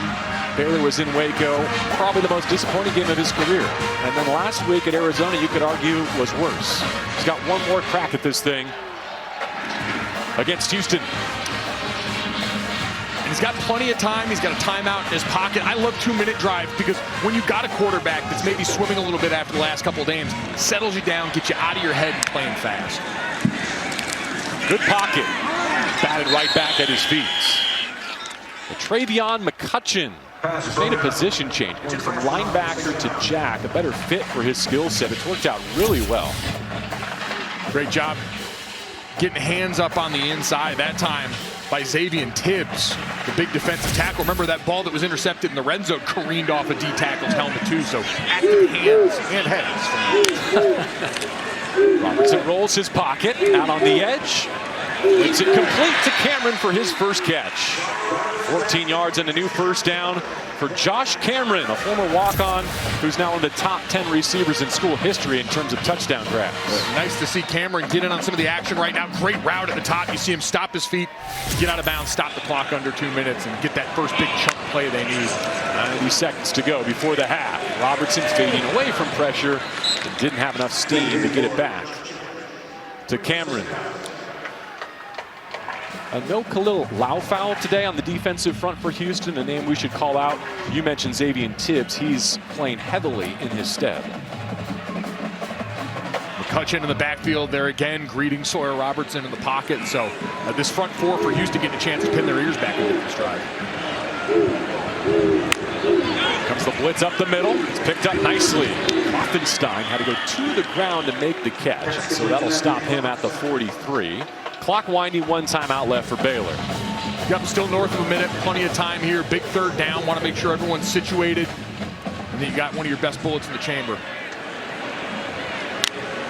Need 6 on third down. Robertson has it with a lunging Cole Wilson. In front of Rook Brown, one of the star defensive backs for the Cougs. Triple extension. Cole Wilson having a fine day so far. His 4th catch on 4 targets. Robertson ready. That's a smooth stroke to Cameron. 10 more and a first down below the 40-yard line of Houston. Clock stops as they reset the change. And you see Sawyer Robertson, he's hitting his back foot and he's getting the ball out. He's working in rhythm. He looks as comfortable as we've seen him all day. 50 seconds, 1 timeout. Robertson again on time and on target to Cole Wilson, who hops below the 25. So now they're in field goal range to pick up a 14 yards, 40 seconds as Hawkins stays ready. Not substituting personnel, so this Houston defense looks like they're going to burn a timeout and get themselves settled down. Houston takes their first charge timeout of the half. 30 seconds in length. The game clock to 38 seconds. 3-8. Another play where you see just off screen, Klopfenstein buying up some attention from linebackers and safeties. He's opened that second window for Cole Wilson a couple of times today. Him and Ashton Hawkins have been at those secondary routes where they've gotten them the ball in space and made some big plays. This drive, we talked about Baylor, the advantage of throwing on first down before, getting some cleaner looks. Now here in the 2-minute drill, they haven't been subbing. You're going with a little bit more pace. The defense doesn't have time to try and do as much. It sort of makes them vanilla on this drive. And Sawyer Robertson clearly seeing the picture better than he has all day. Willie Fritz and the Cougs at 8-3 and 5-3 in conference. They've dropped 2 of their last 3 games. Trying to finish on a high note here and keep the path to a 10-win season still available. All 7 plays have been pass plays for Sawyer Robertson on this drive. He's got 38 seconds remaining. Here comes the rush. And he gets it out to another reserve tight end. The first down out of bounds below the 15-yard line. It's the second catch for Kelsey Johnson. That's twice as many as he had all season coming into this game. So coming out of the timeout, what does the defense go to? An exotic. They bring that pressure off the left side, picked up just enough for Robertson to be able to throw and replace where the pressure had come from for a first down. That's using that timeout, try and present him a more complicated picture up front. Knight in the backfield, 3 up top, and it's Ashton Hawkins isolated left against the blitz. He's going to give Hawkins a chance. Well defended by Latrell McCutcheon.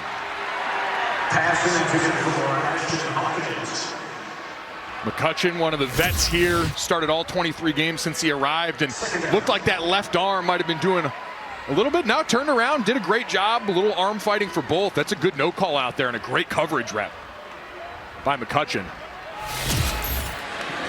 Time not really a factor now for Baylor on this drive. Reps are 2nd down and 10. To the end zone once more. And it's incomplete with no flags down. Kloffenstein the target. Kentrell Webb in coverage. It's 3rd and 10. And to your point, JB, time not really an issue. Baylor, you've still got one timeout in your pocket, so you know, if you're Sawyer Robertson and you see a lane to take off, but how about a spot where you miss Michael Trigg? We showed the highlight last year, one of those incredible catches in the end zone. Just not the same dynamic ability from Kloffenstein. Josh Cameron, top and right for Robertson. He's looking left and he drives one. Oh, it should have been picked off the face mask of Rook Brown. Kobe Prentice was the target, but Baylor with 2 field goals on the board going into the half will have to settle for another 3-point try. I think he's just as stunned at us. That ball just woefully behind Kobe Prentice and hit him directly in the face. That's usually the kind of scene reserved for like a romantic comedy.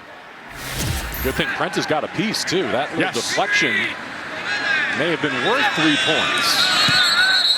For the field goal, Houston spends a timeout. Houston takes their second charge timeout of the half. 30 seconds and left. And Fritz, I think, lightened him up because he wanted that called before he got a chance to go out there and get a practice rep of the kick. Was trying to see if that ball maybe got tipped at the line of scrimmage. Just so off course. Doesn't appear to be, but like you said, Prentice getting just enough of a hand on that to disrupt the timing for Rook Brown. Even 3 here, though, valuable certainly for Baylor to steal some of the momentum as Houston stalled out in the red zone. They put a field goal on the board, and this 11-play, 62-yard comeback drive was executed in just 1 minute and 21 seconds. Hawkins already good from 54 and 34, now from 30. Going into the break, and he stripes it. Connor Hawkins, building on a great freshman season. New score 17-9. Like you said though, JB, you keep it a 1-score game. Sawyer Robertson got into a little bit of rhythm. You hope they can carry that over into the second half. The way he was able to go out there, and not only when it was easy, but towards the end of that drive after the Houston timeout, diagnose a couple of those pressures, get the ball out in the right spot. Certainly would like to have finished in the end zone with that last throw, but there's a lot to build on there for a Baylor offense that's been great between the 20s, but has to figure out that red zone at halftime. Randa told us this week about the current struggles here in Waco. You know, he's wondered to himself, is it a sign that you can't do it? Or is it a test of how bad you want it? I think those questions are still very applicable at halftime here. I imagine he'll deliver something similar to his student athletes with the rest of their season on the line in this second half. Fair catch signal for, taken by Muse, and with only a timeout and 15 seconds left, knowing that Houston will get the ball to begin the second half, you imagine this is a knee and a break? Yep, get to the halftime locker room, juice boxes and orange slices, maybe an Uncrustable mixed in there, and talk it over with the boys. We still have some leftover cupcakes from this morning if anyone would like one. Tell you what, Magnolia folks know what they're doing over there in the bakery. My tailor's going to have his work cut out for him this offseason. November has not been kind to your boy. Thanksgiving feast with some Saturday frosting. 17-9 after 2 quarters here in Waco. The 8-3 Cougs. The desperate 5-6 Baylor Bears on their senior day. And that's a great note to bring back up, JB. I know the season hasn't gone the way you wanted if you're Baylor. There's angst building up for a lot of people, but if you're a player in that locker room, an underclassman, the last thing you ever want to do is send your seniors out in a sour note. They still have that opportunity this year. Let's send it down to Coy. Coach, you're already without your star tight end, Trigg. Now Bryson Washington goes down, your leading rusher. How much has that impacted what your offense is trying to do today? You know, we've had some good efforts. I mean, Klopp has a couple catches, and then I thought you saw a couple good runs where we're finishing forward, falling forward. So guys are stepping up. I think we need more guys to step up so that we can not be settling for field goals and getting touchdowns. Really the difference in the game, along with the takeaways. Now, you did hold them to a field goal there before the half. Keaton got his first interception of the year. They're staying in the fight with the season on the line here, potentially your last game. What will be your message to the team in the locker room? Yeah, keep fighting. I think we have to play 2 quarters of complementary football. We got to back each other up on all 3 sides of the ball, and we got to start it right from the beginning because time is not our friend right here. Good luck, Coach. Thank you. Are we sure they weren't separated at birth? Houston leading Baylor 17-9. One of the differences, the performance in the red zone. A touchdown for Houston. Baylor 2 for 3, settling for a couple of field goals.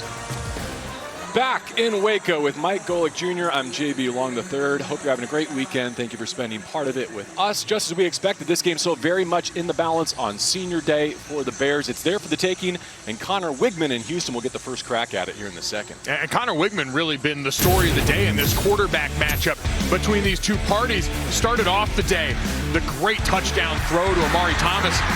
And that was just the beginning. We mentioned his legs, his mobility. That includes in the pocket. You saw him be able to manipulate the rush, get the ball out to Dean Connors in the flat. He did that a few times on the day. But then, of course, that designed rushing ability, the touchdown on the designed quarterback toss.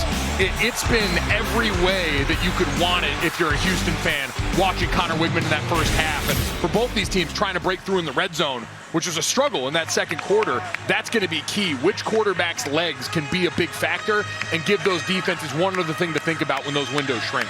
Coy, tee us up for this third quarter. Well, I was talking with Coach Willie Fritz, head coach of Houston, walking out of the tunnel, and he seemed to have an edge to him. They got a nice little lead here, but not nice enough for him. He told his players to get ticked off. He used a couple curse words that I cannot and will not say, but he's going to have these Houston Cougars ready to hopefully finish off this game strong.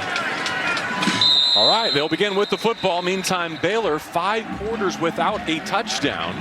They settle for 3 field goals in our first session. Here's Wigman, so far 12 of 16 for 127, a touchdown, and an interception that probably should have been holding or pass interference. Yeah, so really, if you're on that Houston sideline offensively, Slade Nagel's telling them, hey, we've gotten everything we've wanted thus far today. We just got to continue to be consistent and take care of the football to the best of our ability. Seen a mix of backs with Dean Connors leading the way. DJ Butler and Stacy Sneed have made plays as well for this Cougs offense. We play the second half of the regular season finale. It begins with a Koziel crash for a first down and 12 yards. DJ Coleman knocked him off his feet. Koziel was somewhat out of the mix last week. TCU, the Horned Frogs, they took him away. He's been heavily featured here today. Yeah, 6th catch of the day to pace all pass catchers for Houston, and they've seen them effort a variety of ways to get him involved early and often in this offense. Wigman, the junior from Cypress, Texas. Hands off Connors. Well defended by the Bears. Second down in the full sticks. Marion Winston in the mix. Micah Gifford in run support as well. You see why Koziel is so effective for the offense right there. Still comes in motion. A willing blocker, maybe not the most dominant for a long-limbed 6'7" guy. That's tough to ask, but just enough so the defense has to account for that. Amarian Winston knows he's going to come across the line and get physical, and that next time when he slips past, that's more easy yards in the flat for him. Ready to go again, part of the QB class of 2022. Has to come off his initial read, extending the play, racing to the sideline. So Baylor defensively has put Wigman and Houston in 3rd down and long. It's one of the rare opportunities now for Baylor to get after them. You see them getting sub-personnel on here. Matthew Fobbs-White coming in along with Amarian Winston. So you've got some guys ready to rush the passer now as they get their nickel or dime package even on the field. From Baylor's standpoint, you answered a field goal with one of your own going into the half. Now can you get a stop defensively and get it back in the hands of Sawyer Robertson, down 1 possession. Wigman needs more than 10 on 3rd down. Oh, it's on target, but the route was shy of the line to gain.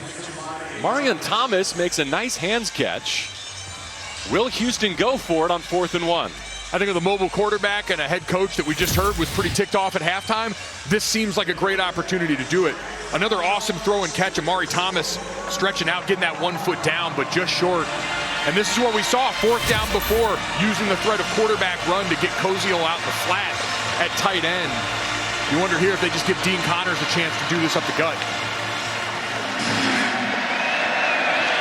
Motion him to the sidecar, and they'll let the quarterback do the dirty work. First down, Houston on 4th and 1. Boy, great job of manipulating that pre-snap. You start off with Dean Connors in the pistol look, so it looks like he's going to come downhill, turn him into a lead blocker. And again, Connor Wigman does such a great job of seeing blocks develop on the interior. Not every quarterback, even the mobile ones, are built to run up between the tackles. He is. Especially on 4th down, there is a sense to hurry that, to rush, to go get that yard. He's disciplined enough to wait for his blocks to develop and move the sticks. Second first down of this drive. Wants to launch, off play action. Check it down. Connors dips his shoulder and takes it across midfield to the Baylor 47. Reggie Bush ran him out. It's a gain of 5. This Houston offense picking up right where it left off. Both offenses, quite honestly, in the second quarter were money in between the 20s. Can they manufacture a big play here to maybe take the red zone equation out of it with 2 minutes? Stacy Snead, the second, joining the formation. Wigman ready to roll. 2nd down and 5. He gives the block shape up. Connors out of bounds at the 32 with another Houston first down in Baylor territory. Micah Gifford in pursuit. They get 14 yards around the right side. And you're going to see around this right side, DJ Coleman and Micah Gifford kind of get their feet tangled up on the edge right in there, and that gives Dean Connors that chance to get to the perimeter and get a couple of extra yards and move the chains. That's his longest run of the day. He's got 1 for 14. Butler has a 13-yard carry, and Wigman's got the 28-yard rushing touchdown. Dekes the run. Now spins one just beyond the reach of his talented tailback Connors. Phenomenal job of discipline by this Baylor back end. Once again, you saw that timing that screamed quarterback run, and DJ Coleman running step for step with Dean Connors, making that a difficult throw that Wigman's got to lay out over the top, as we see that view from the ref cam. And a great signal right in frame of the shot. Scott Gaines, our field judge, working double duty. Opening drive, 3rd quarter. Baylor eats it up. Keaton Thomas did his homework this week. He's got Houston behind the sticks. Talked about the discipline of this Baylor team, but again, look at all the bodies upfield. Look at the penetration from Adonis Freelu on the inside, blowing up those pullers and disrupting the timing of the backfield. Known passing situation here. Wigman 15 of 20 through the air.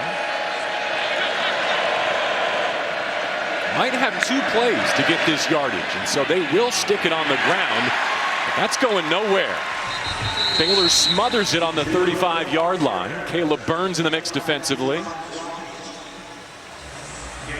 Matthew Fobbs-White right up around the line of scrimmage there too. Sometimes that's difficult. You call a run on a passing down with lighter personnel. You get these athletes matched up on you on the interior. Guys that, guys like me weren't used to seeing up on the inside. I want the big fellas, easy to hit, big targets, smaller body. Great job getting on an edge and forcing another kick.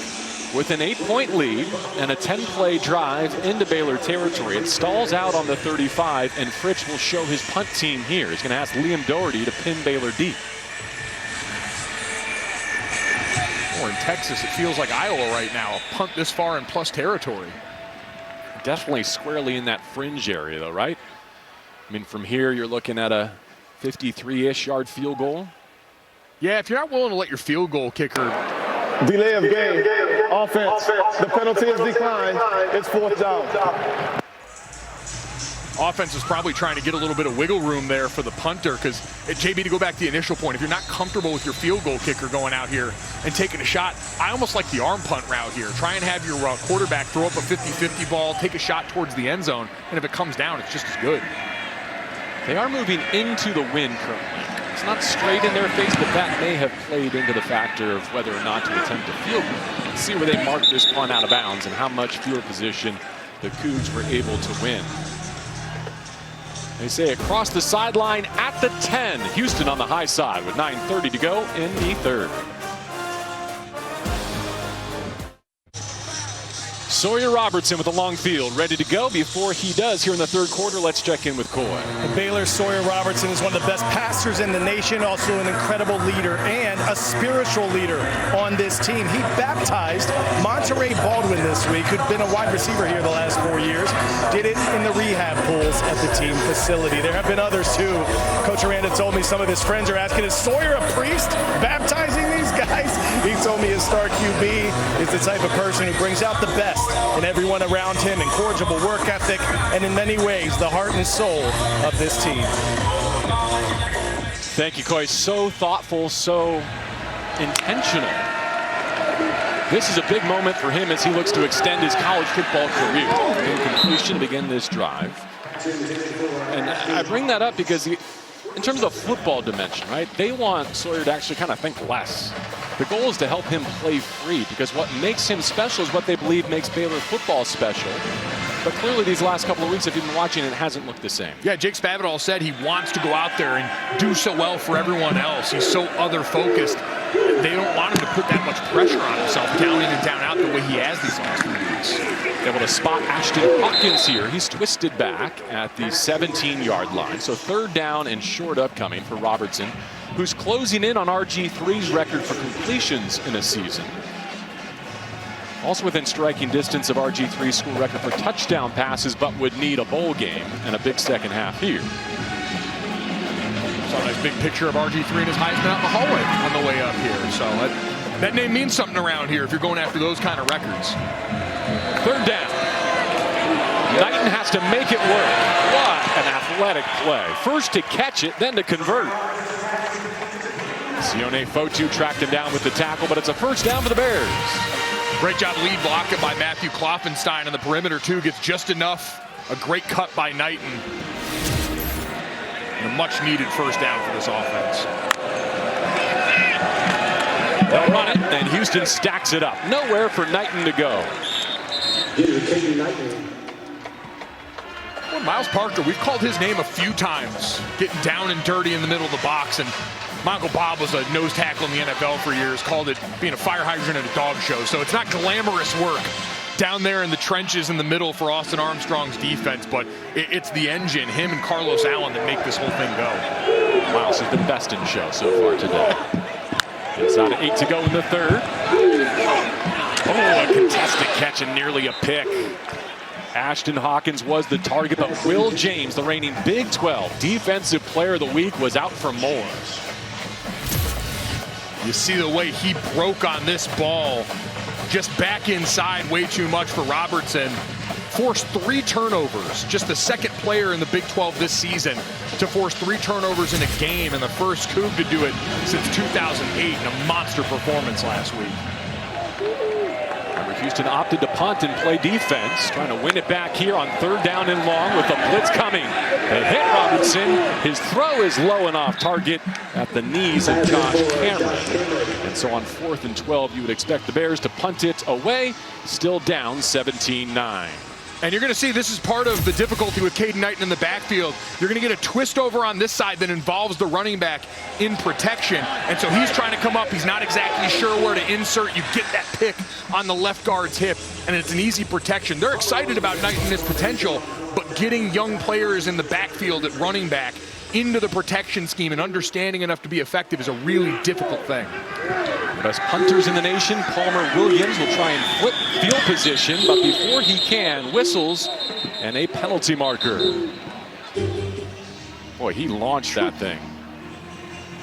Some 55 yards on his first attempt. That will not stand. Prior to the ball being snapped, false start, offense. It's a 5-yard penalty, 4th down. Clock operator, please reset the game clock to 7 minutes and 45 seconds. Thank you. So Houston making Willie Fritz look wise for punting in that fringe area. They get the stop on defense, and they're set up for great field position here. As you get a look from above. Be a punt unit for Baylor that leads the FBS in net punting behind the leg of Palmer Williams. They push Muse back to his 30. And back against the grain. And he climbed to the 34. So Houston football with an 8-point lead. The Cougs looking for a 9th win and a 6th in conference and an undefeated road schedule.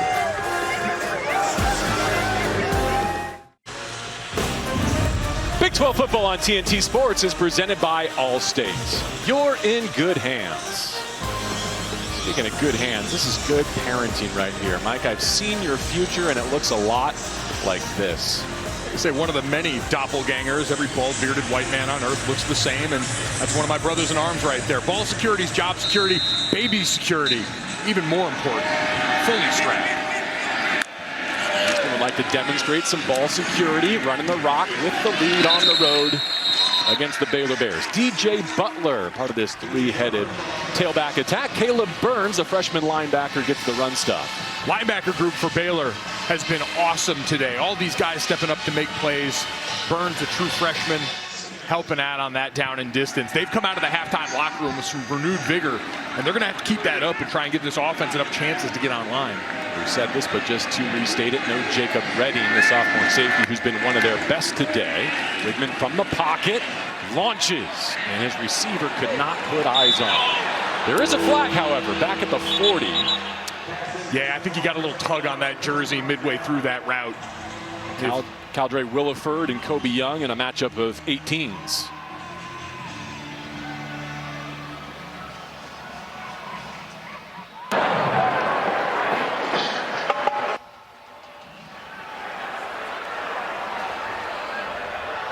Talking this one over.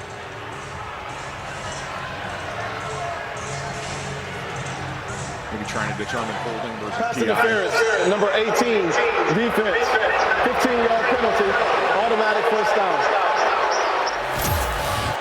All right, so top of the screen up here, you see the matchup, and it's right in the middle of this route. Again, you see that stutter, that double move, and that tug on the jersey right there. You know, better than giving up the deep score. If you're a defensive back and you know you're going to get beat, double move out an island there, you'd rather take the 15-yard penalty than the touchdown and them striking up the band. So actually a good play once you've been beat by the double move. They respot the ball. The sun breaks through for the first time today. A little bit of rain this morning, but relatively pleasant conditions for the last weekend of November. Here at McLean Stadium, the home finale for the Baylor Bears, still a win shy of bowl eligibility. They lost 4 of 5 after starting 4-2.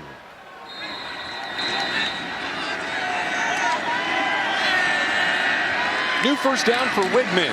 Here's Connors with some shake in the hole. Made the first defender miss. And he churns to the 46, a gain of 6. Somewhat quiet day for Connors out of the backfield so far, just 3.5 yards per carry, but once again showing up as a pass catcher, showing up as a lead blocker. He does a little bit of everything for this offense.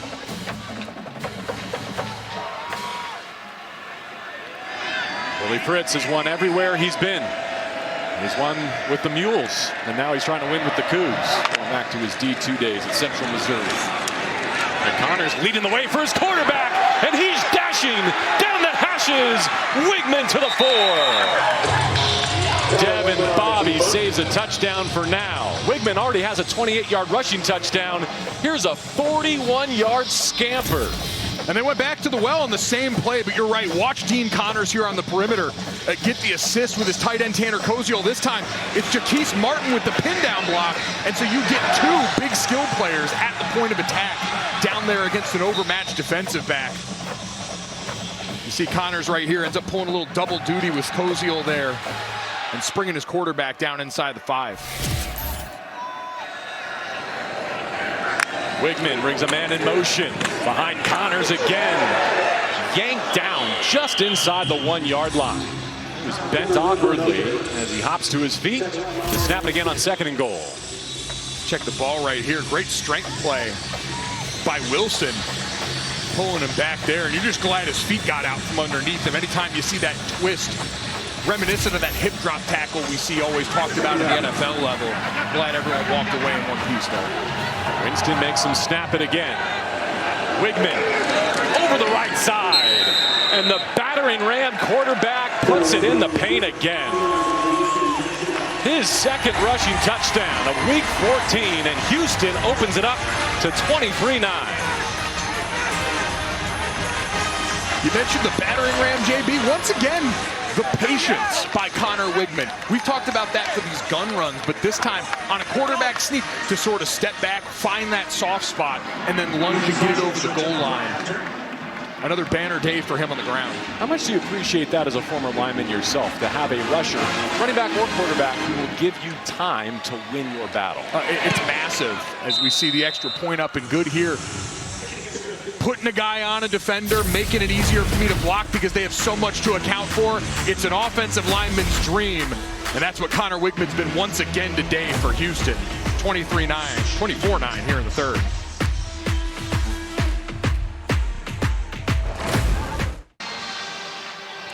Third career game with multiple rushing scores for Connor Wigman. On the road here in Waco, he's got his Cougs on top 24-9. Last week, 114 rushing against TCU, most by a UH quarterback in 5 years. Today, 89 and counting with those 2 touchdowns.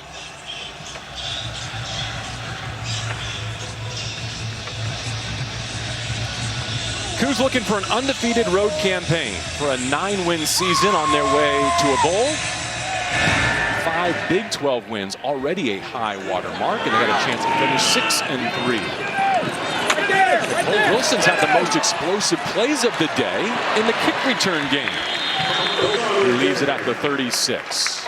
24-9 Baylor with the football. 40 amateur dunkers, 6 episodes, 1 shot at $200,000. And the title of Dunk Man. Catch the premiere of Dunk Man Thursday at 7 Eastern on TNT, True TV, and HBO Max. Can honestly say that's one title I will never hold. I could dunk for like 1 day in my entire life, and it's because the driveway I had was on a downward angle. Got a good running start. Small hands. So 0 for 10-foot rims is what you're saying in your career? It's a battle I have continued to lose and will never attempt. Sawyer Robertson has an uphill climb, and his first attempt of a new drive is knocked out of the hands of Kloffenstein.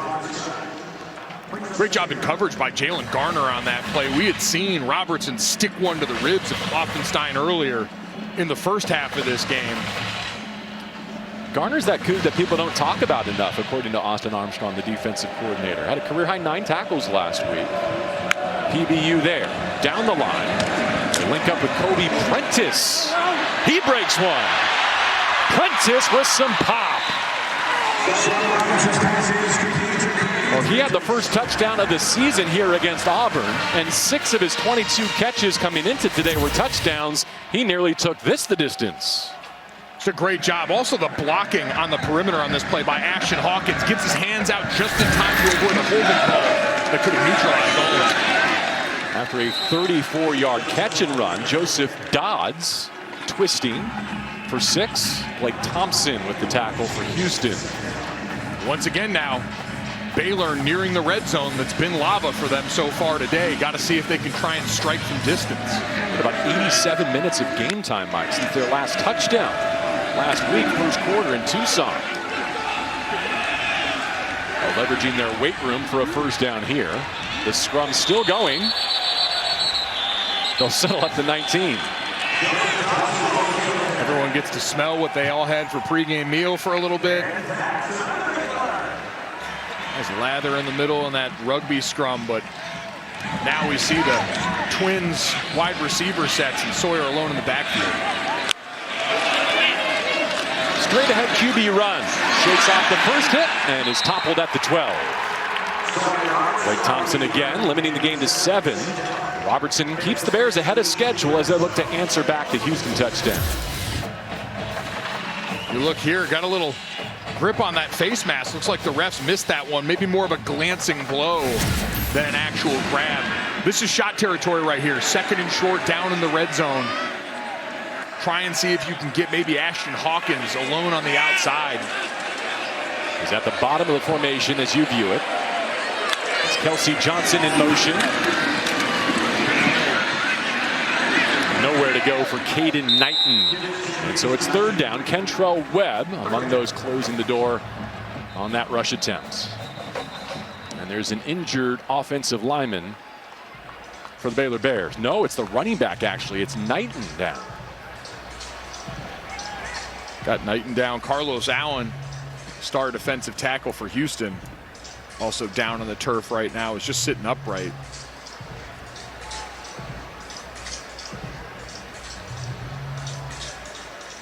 So on a day in which they began without Michael Turner and lost Bryson Washington on the first drive of the game, another Baylor running back is facing injury.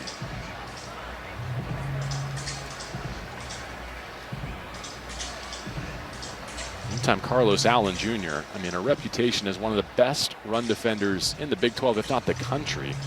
He's got 4 or more tackles in the past 10 games. For an interior defensive lineman, that's an astounding streak. He's the first to his feet. When we called their game against Oklahoma State, he was leading the team in tackles, playing defensive tackle. Has the 3rd most tackles in FBS football amongst D linemen. So just an incredible athlete at that size in the middle, able to work through all that space, and appears a little limp going to the sideline right now. Hopefully it's just some cramping, but now the attention turns back to Knighton, who the longer he remains on his front side, the more concerning it feels. Yeah, you see them sort of reaching underneath the back plate there.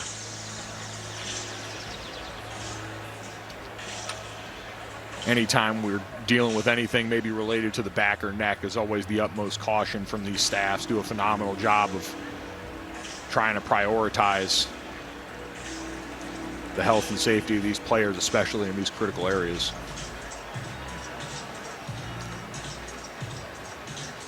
Try and give you a look at what happened here as Knighton twisting, and oh, you see hit right in the middle of the back while he's rolling that way.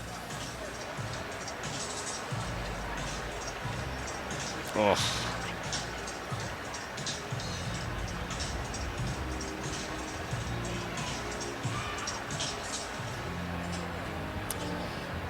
Here comes the backboard.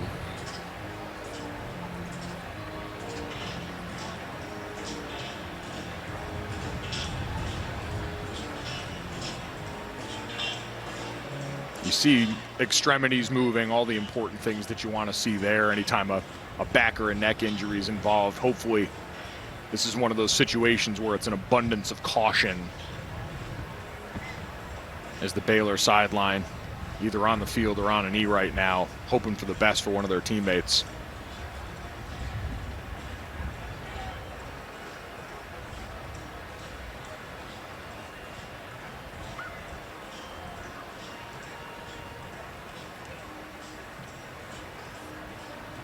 Knighton is a freshman from Pauls Valley, Oklahoma, a highly touted recruit.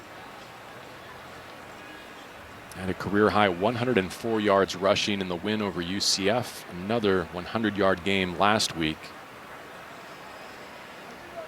On his 8th carry today, he suffered this injury.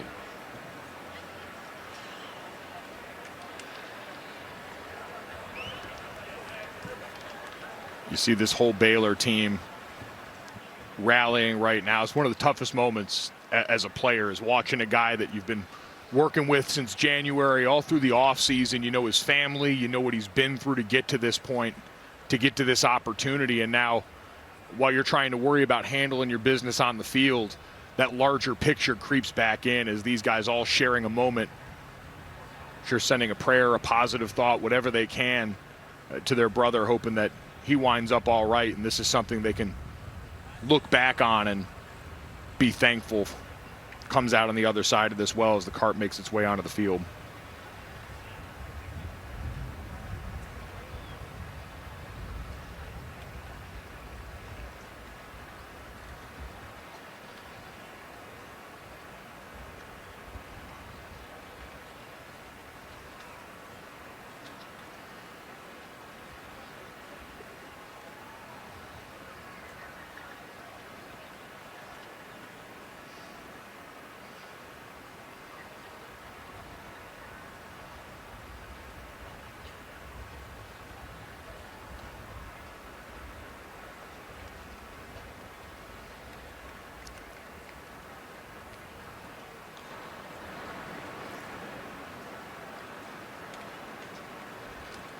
Houston Cougars on a knee as well. Always in these moments want to certainly show some gratitude to these medical staffs, everyone responding when called upon in these moments. You hope to go through a game and never have to see these people on the field, but training, everything they've put in to be able to give these student athletes the best possible chance of coming out on the side of this. We see got the face mask off the helmet there and have Caden Knighton flipped over on his back now on that backboard.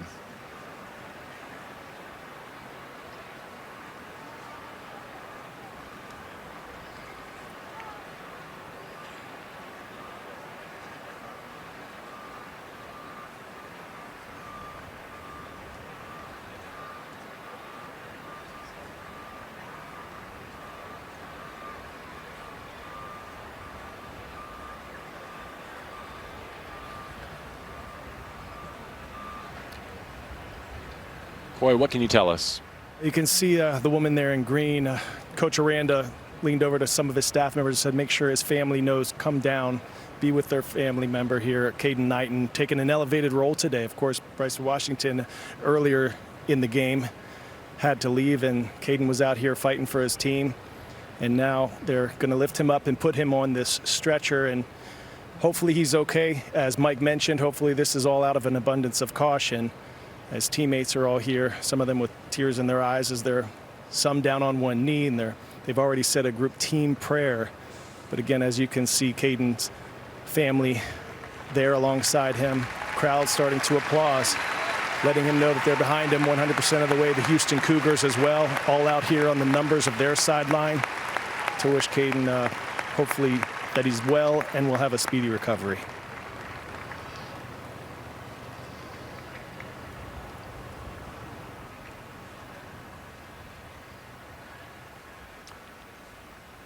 Glad they were able to find a family member, get them down there. See him talking alert right now, so. And that thumbs up that everyone's waiting for.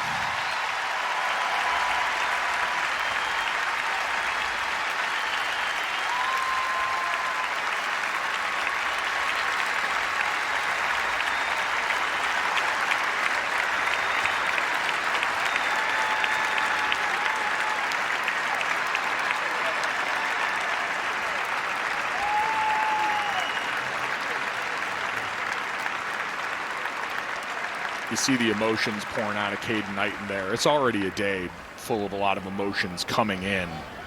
And that's things that feel trivial now, right? You're talking about senior day, the celebration of all these guys. And you get that reality check in this moment. Now comes the toughest part, in my mind, of playing this sport is that card's going to go off the field. They're going to blow the whistle, and there's going to be another play that happens after this.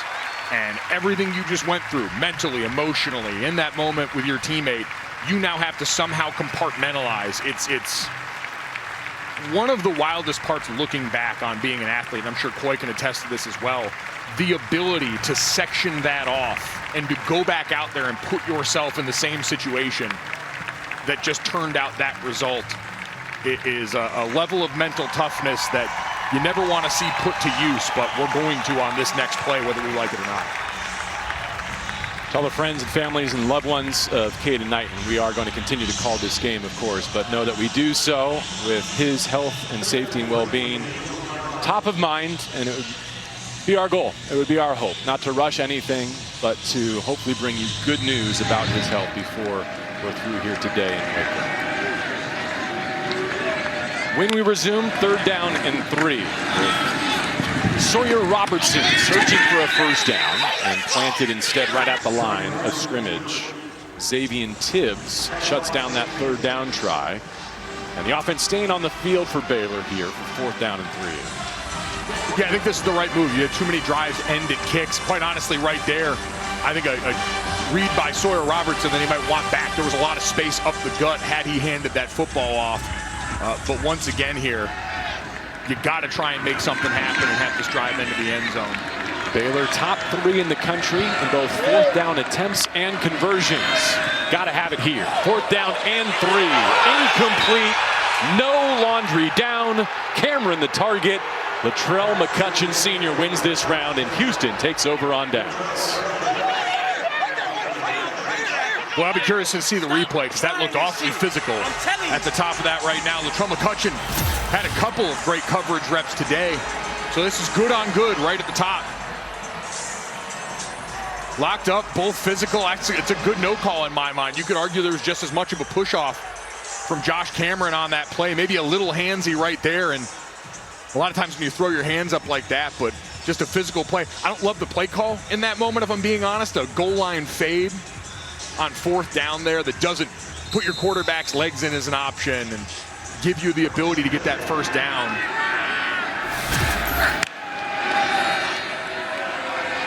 Now the game in Houston's hands. The football in a 24-9 lead. Dean Connors sifting through the right side. Pulled back.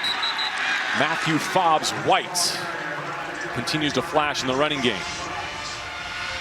This linebacker group's played really downhill for most of the day and most of the time. Dave Aranda's defense largely quarters-based, so you've usually got 2 high safeties back there, the corners on the outside, other man to working back. Everyone's playing downhill right now. Play action could be on the menu for Houston here soon to exploit some of that aggressiveness from these linebackers. Wigman and Houston content to shorten this game a little bit. Play clock at single digits as he takes the shotgun snap and follows his tailback. Spinning off the hit to the 17-yard line. 3rd down awaits Connor Wigman and the Cougs.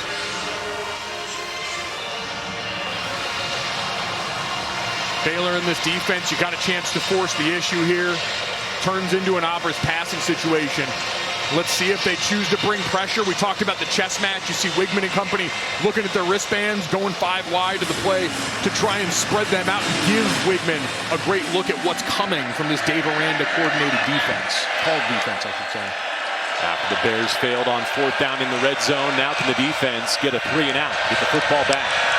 Wigman needs 6. Baylor does its part. A 3 and out there off the grass in the final seconds of the 3rd. Great stand by Baylor on defense, coming off the turnover on downs. I think Wigman thought he had man-to-man coverage there. You saw Dean Connors come back in, a linebacker followed, but then they settled in there on either side. And when all of a sudden he didn't get that matchup and they're sitting there watching his eyes, watching the back, he dirts that one with no other option and lives to punt. But great response from that defense in a tough situation. Cameron, who was just the target in the end zone on that 4th down try, stands on the 41 as he awaits this Doherty punt. It's a low spiral and a bad kick that goes out of bounds somewhere near midfield. And so that hardly costs Baylor much of anything. Only yardage, very little time. They'll get it back before the 3rd quarter expires, and it's only a 33-yard punt. TNT is your new home for Big East basketball. Watch Xavier take on St. Francis Monday at 7 p.m. Eastern on True TV and HBO Max. And you're spot on, JB. Special teams has been in favor of Baylor all day between the return game, some of these punts. The offense has to pay this off for the other 2 phases of the game that so far have been able to hold up their end of the bargain. Robertson begins a new drive with a handoff to Joseph Dodds. Well blocked. Good knockoff from that offensive line. They get 8 on 1st down. Staying stubborn with that run game as the seconds tick off here the 3rd quarter. This is the end of the 3rd quarter. Baylor a win shy of bowl eligibility. You bring tough, you bring violence. Play with swagger, fight for the guy next to you. Let's go, boys. Thomas in space to the numbers, needs a block. He gets in. That ball's tipped. That ball is intercepted. He's drilled. Wigman leaving, Bears in his wake. All the way to the end zone. Wow, what a remarkable run. Houston has a chance to go perfect on the road this season. Looking for a wire-to-wire victory, 24-9 as we begin the 4th quarter. And still an outcome to be decided here in Waco. Mike Golick Jr., JB, along with you. But it is time for us to begin our thank yous and to wind this down. Our first season of TNT Sports covering Big 12 football. It has been such a joy as Cole Wilson takes it out of bounds with the 1st down. You know, from Brett Yormark and Kari Black and Tyrell Kirkham and Matt Enzer and all the way down. Our gratitude, we cannot begin to express it. And this holiday season, we're just so thankful for this opportunity. We really are. Everyone in this conference has welcomed us in. It's such a great responsibility that we have to tell the stories of these players, the coaches, the fan bases, and it takes a lot of people to make that go as we see the Cole Wilson first down reception there. And certainly our thanks to all the SIDs, the administration around these teams that help give us what we need to go out here and try and make this as an enjoyable experience we can for everybody involved.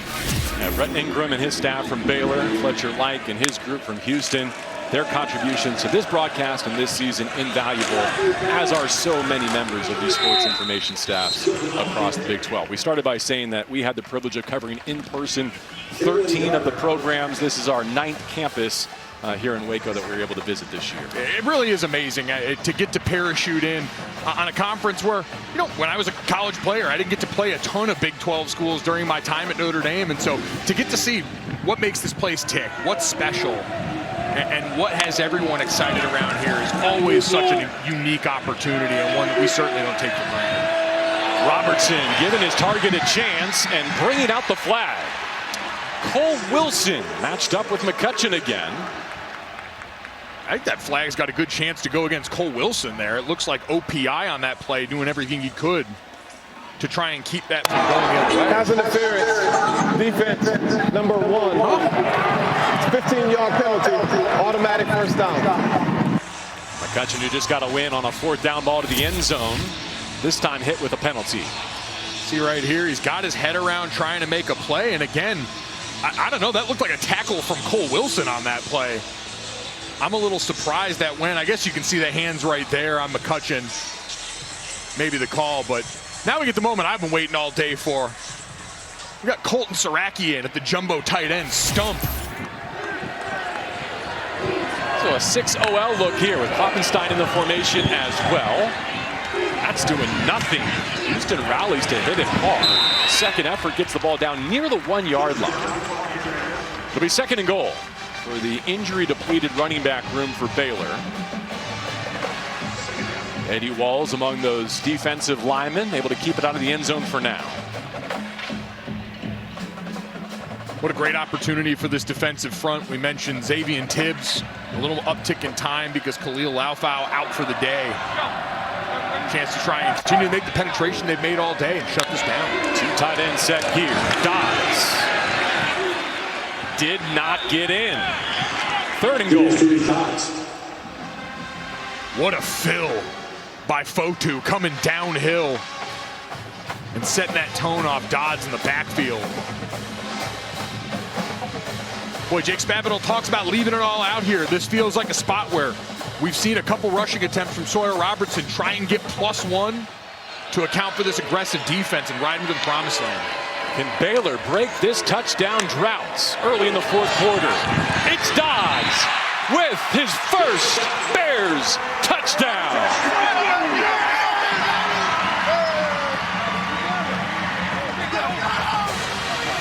The freshman from Markham, Texas is in, and this game is on. On right now, the Baylor offense going to stay on the field here in the 4th quarter, try and make this a 1-score game.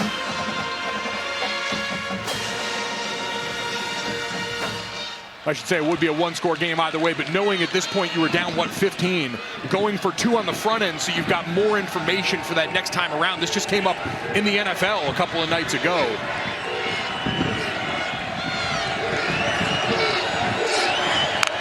Robertson looking for 2, has the blocks, and he spills into the end zone for the 2-point conversion.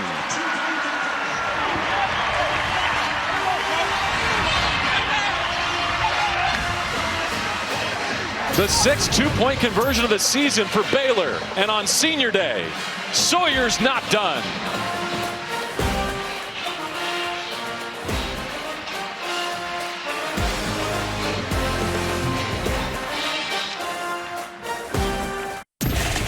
If the Big 12 is going to get 2 teams in the college football playoffs, then BYU must win this game. UCF up 14-0 after 1, but 2 LJ Martin touchdowns and a field goal have BYU up 17-14 at the half. It's going to be BYU Texas Tech for the Big 12 championship game.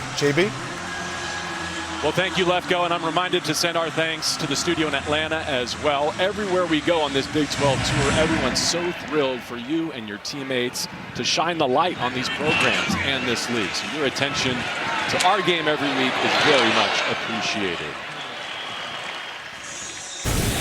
GWES Martin with that return, and as much as we appreciate Lefko, we appreciate the calories around the Big 12 just a little bit more. Boy, I tell you what, the eats we've had this year, from pancakes that look more like cake to burnt ends, Booth chimichangas in Tucson, little Sonoran hot dog in the mix as well. I wouldn't be a Golic if I wasn't eating on camera. Eating a hot dog on camera in 2025 with the internet, dangerous place to be too. And God gives his toughest battles to me, his strongest soldiers. We kicked off in Tucson in prime time, and we finish in Waco.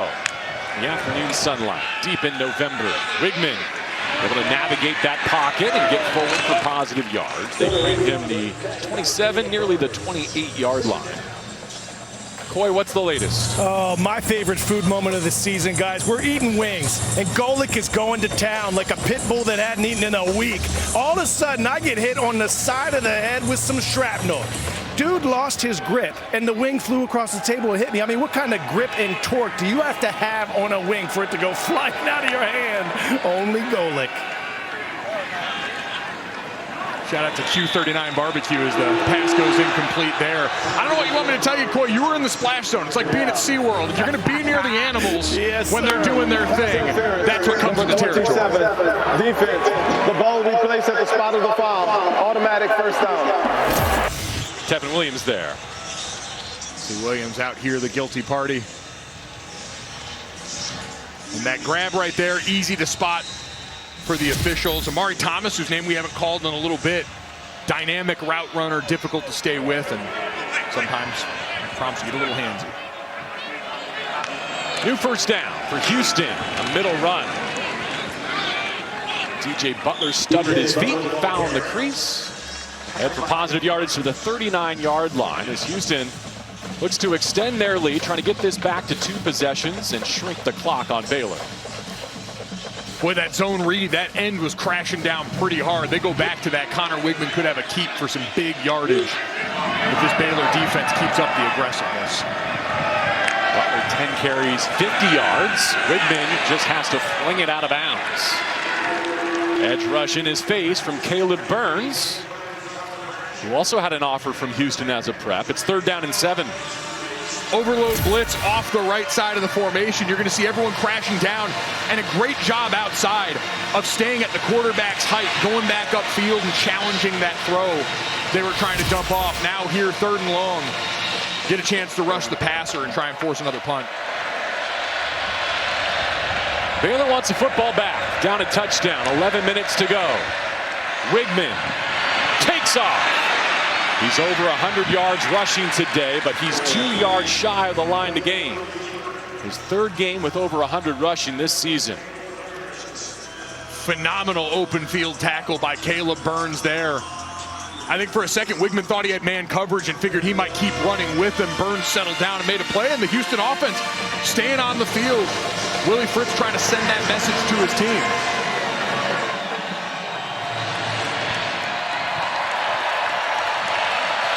See the line to gain. Dean Connors steps into the backfield.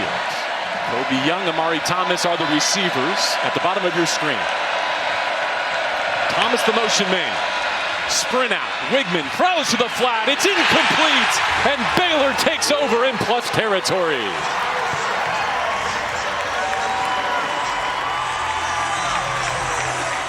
Woo, buddy. All of a sudden, a little life in this Baylor crowd. The defense, which has done a phenomenal job continuing to give its offense chances. Remember, Baylor on 4th down before went for a similar play, but for Tanner Koziel at tight end, designed rollout to one of your best receivers. And a great job, Devin Bobby, one of the true tales of improvement, development on this team for Baylor, getting a hand in the frame here and turning it back over. Risky decision from Willie Fritz, even for me, who's a video game tactician. Probably a little aggressive for my blood, given this now a one-score game. And now a productive run right down the middle of the field. Joseph Dodds just scored his first touchdown, now rips off a chunk of 12 yards. And they've got light box looks like this. When you see 5 guys in the box like this, you can go and run it.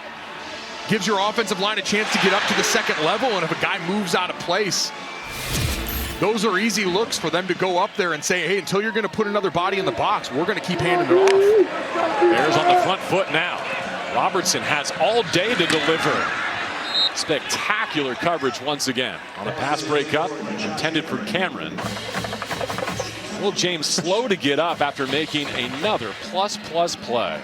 I mean, he is strapped to these wide receivers, down in and down out. You can see why he was so disruptive a week ago. He's always around the football as soon as it's launched. And that career day was spoiled by a loss, remember, so he's trying to prevent that from happening here. Again, daring the Bears to run, but this time, Brandon Mack hits it hard.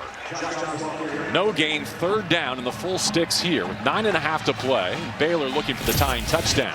Brandon Mack going to be the one looping in here. You've got a secondary pressure coming down, so he's stunting inside. You get that pick from Xavier Tibbs, number 41. Just a great run stunt on an early down by Austin Armstrong. Sawyer Robertson at the switch, the senior from Lubbock, Texas, in his final home game in Waco. A third down throw, and it's knocked away from Cameron. Same matchup, Will James dominating. See if everyone's going to keep their foot down on the gas here. Another one, Will James playing off coverage. Perfect timing on that. Understands and gets his hands right in between the mitts of Josh Cameron. And I like this as a fourth down go call. Your defense has responded well all day, giving you the ability to take chances like this in enemy territory. Rush up the middle. Robertson spins one. Fourth down. Got it! Senior to senior. A dot and a potential tying touchdown. 31 yards, and this one went through Will James. They took advantage of that aggressiveness that we saw from Will James, breaking up that last pass. So this time they called double move for Josh Cameron. They give him a chance to go and put his imprint on this game on senior day. And he took it and quite literally ran with it. What a fourth quarter start by this Baylor team. Extra points for the tie. And we have a new game in Week 14, the regular season finale in Waco. The 9th receiving touchdown for Josh Cameron. Sawyer Robertson in the clutch on fourth down.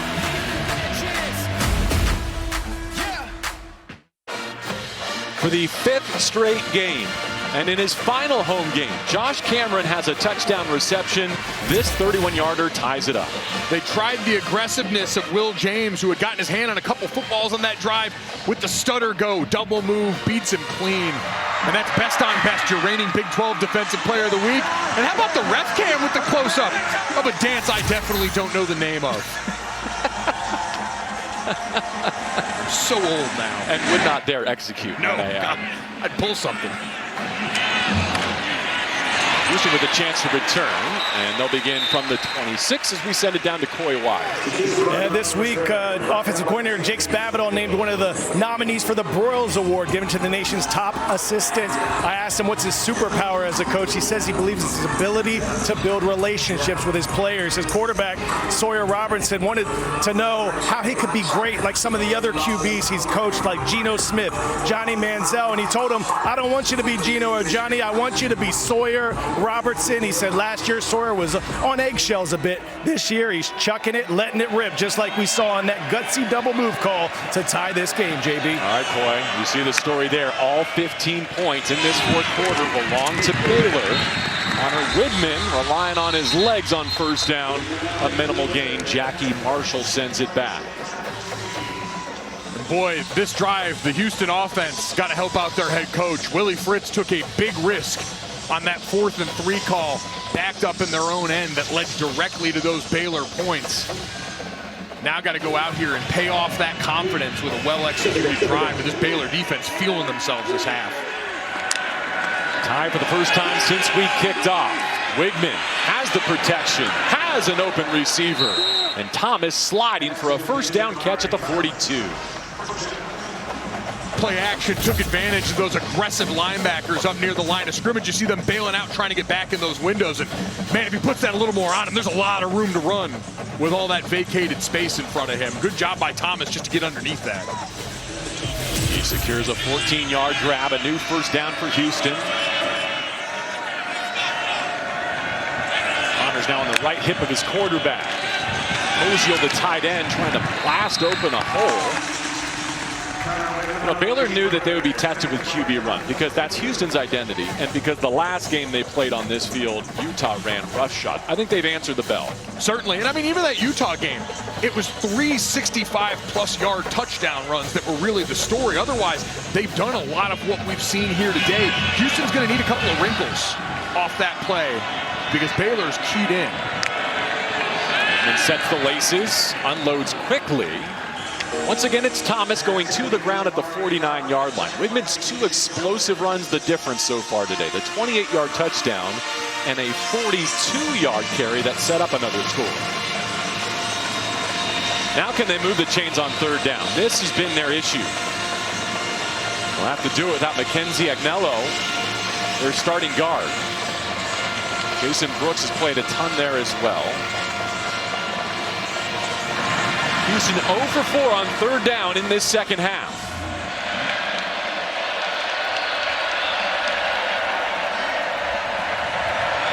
A money down and a tie game. Great design.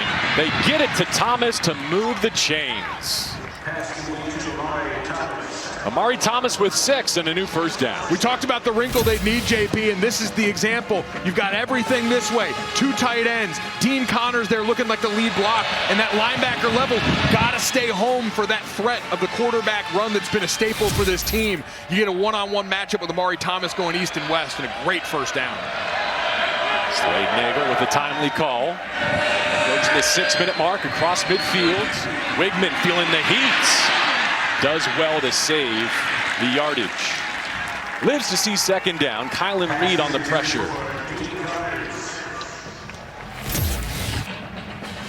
Incredible job to just get this ball off. They were trying to work the throwback to Dean Connors out of the backfield, but Kylan Reed just there too quick. Picks that ankle, and Wigman lucky enough to get that off and in range out of bounds in time. It's like a superhero incompletion there. Beautiful in slow motion. Looking to break a 24 up top. The receiver lost his feet. Amari Thomas stumbling out of his break. And so third down and 10. 6:04 remaining. Lost his feet there, but tough time for the sun to come out right here. These receivers looking back directly into that bit of sunlight peeking over right now. As this probably 4-down territory if they can eat enough up here. We saw Willie Fritz already willing to be aggressive, and now in plus territory seems like a much better time for that.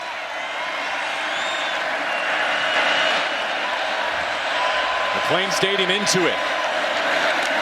Having rallied for the tie, trying to get after Wigman. He checks it down. Dean Connors shouldered out at the 40.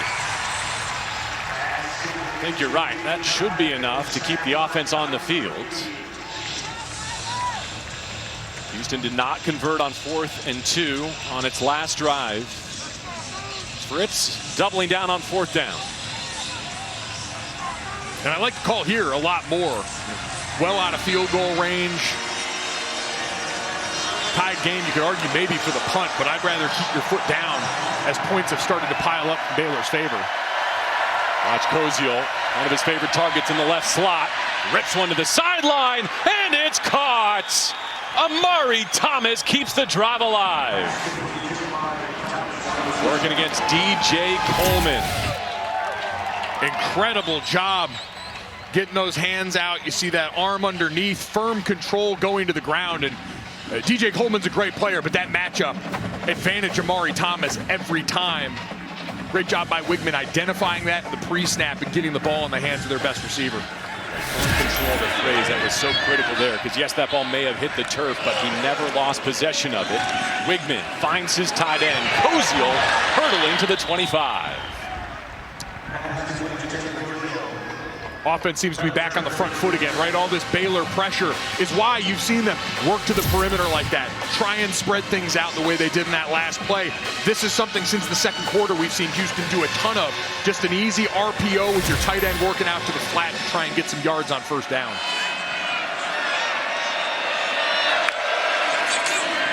Give Connors a chance. Ripping through that first tackle and carrying Keaton Thomas downhill for a first down at the top of the red area.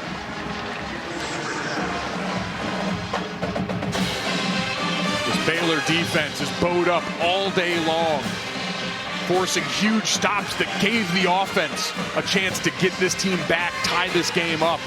Can they muster it again down here as the ball just getting ready to scrape the 20?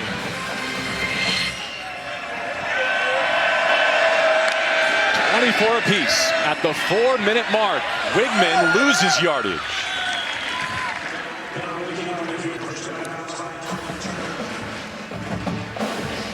They went back to the well one too many times on that. Tyler Turner sniffed that out.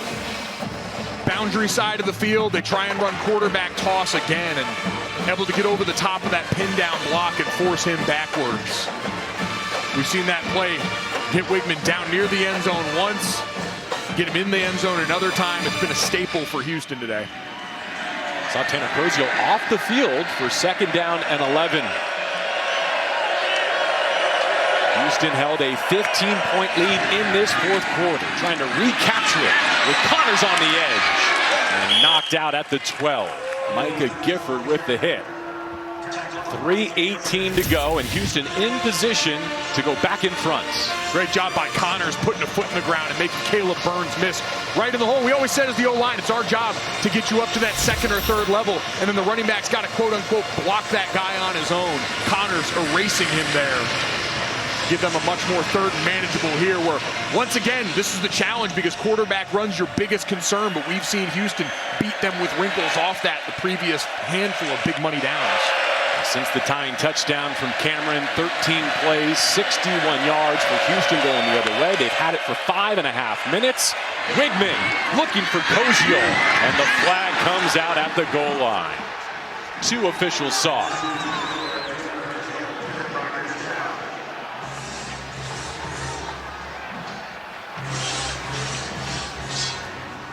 Great call here, Koziel, to try and get him freed up. You just get a switch route on the outside. That puts the defender in a trailing position where that flag comes out. Pass interference, number 3, defense. The ball will be placed at the 2-yard line. You can see it again, coming down in here. Koziel coming to the outside. Now all of a sudden you got Devin Bobby trailing a little bit. Big-bodied Koziel, who you know has that radius to go up and make a big catch if the timing's there. Good look at it from the ref cam. How about 6'7" Tanner Koziel coming right at you. First person look at the flag launch too. Love that.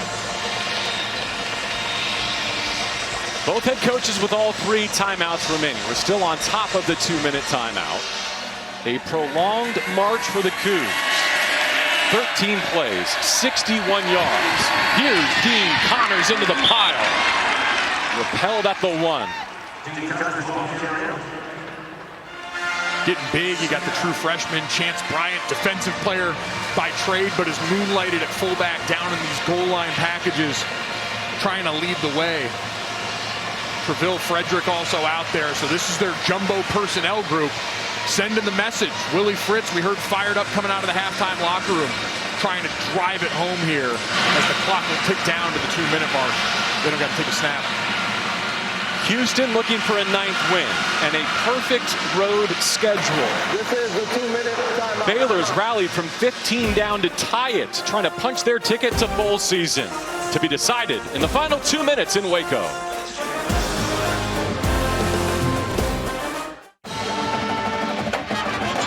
15 points so far in this fourth quarter belong to the Baylor Bears. They've rallied to tie it at 24 apiece, but Houston has gained 73 yards in 14 plays in 6.5 minutes. Mike, they're on the right hash on the one.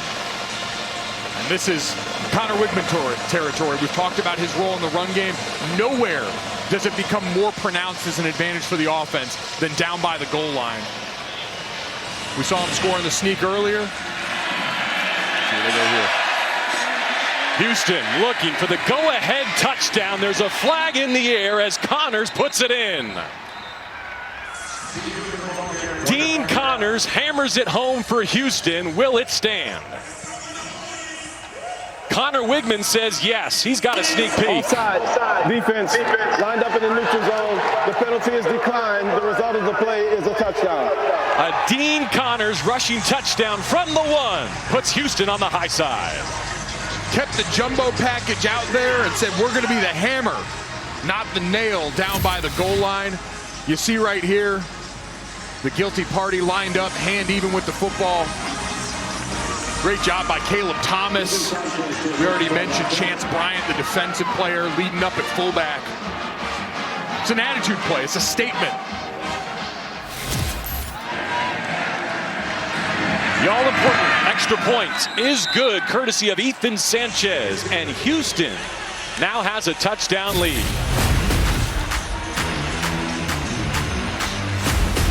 Connors giving Houston confidence again.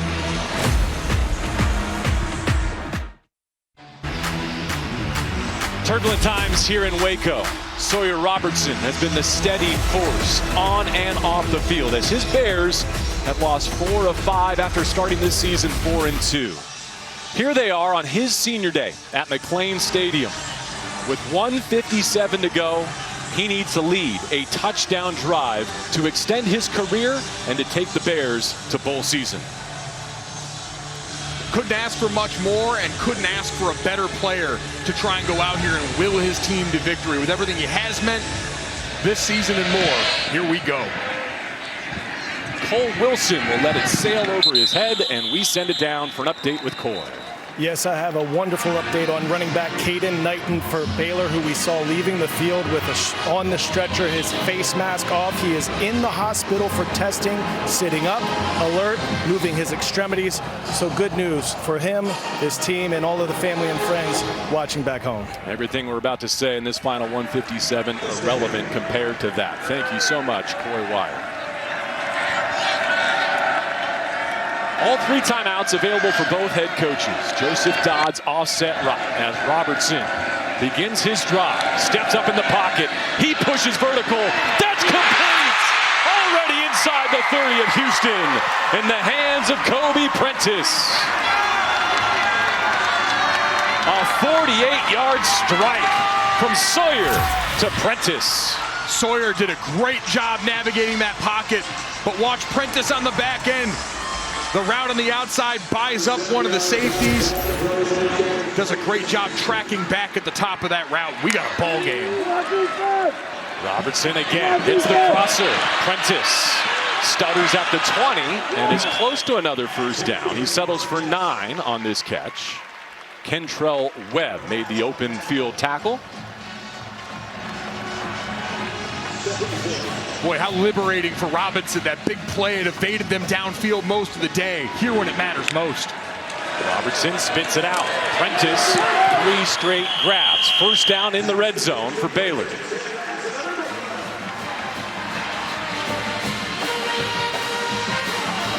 Plenty of time, all your timeouts in the pocket. And that looming decision, if you score, you think about going for 2 in the win.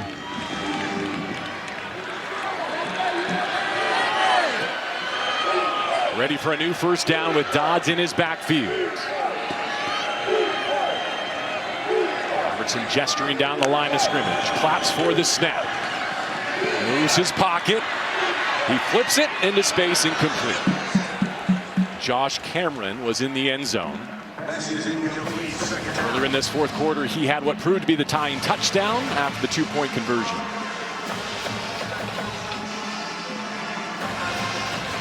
Had that based off the aggressiveness of Will James, who's been a lot deeper back on this drive. Houston's defense playing the end zone, trying to keep everything in front of them after that. But this front seven, we see another pressure look from the Cougs.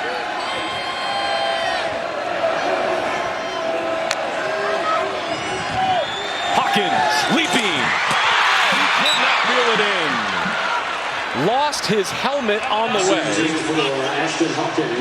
And in the final minute of regulation, it's 3rd down and 10. Almost a highlight reel grab. Incredible jump.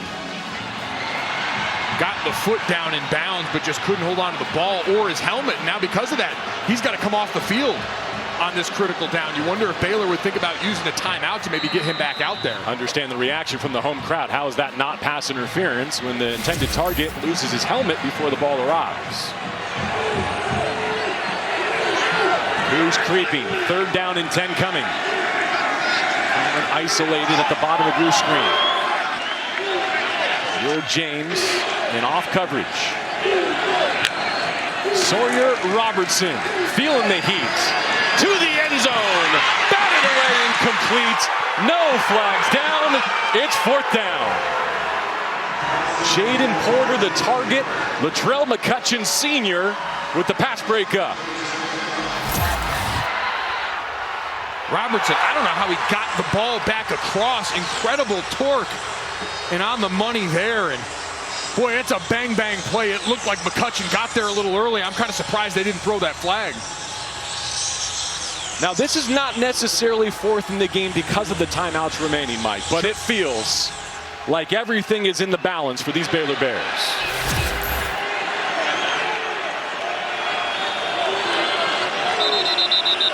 Before Robertson can take the 4th down snap, Houston takes its first timeout. Or did Baylor?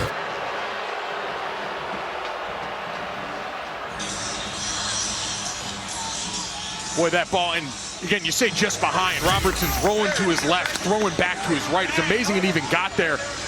It's a bang-bang play, and quite honestly, JB, for most of the day, we've seen them let all the defensive backs play pretty physically across the board. So while it looked to me like there could have been DPI called there, it's been relatively consistent what we've seen most of the day. As we initially stated, it was Houston critically with that timeout. So yes. Baylor needs to preserve all 3. They've reached the red zone again, which has defined their day for better and for worse. And we go back and look at some of the missed opportunity. It starts off early drive here. RPO bounces off 2 helmets and into the waiting arms of Mark Stampley II. Then we had a hold that negated what would have been a Sawyer Robertson rushing touchdown earlier in the game. So points came off the board. Call those 4-point plays. Willie Fritz on the other side that turned 7-point shots into 3-point shots. There's been plenty of those here. Season on the line, you'd have to imagine. Josh Cameron's got to factor in this. Scored the touchdown to get them tied into the game. Out wide to the right. Sawyer Robertson on 4th down. Fading away from pressure. He's wrapped up. It's incomplete. And Houston takes over on downs. We got some extracurriculars after the play. Jalen Garner bearing down on the quarterback as they clean up the fracas. 43 seconds, 3 timeouts left for Baylor to utilize on defense.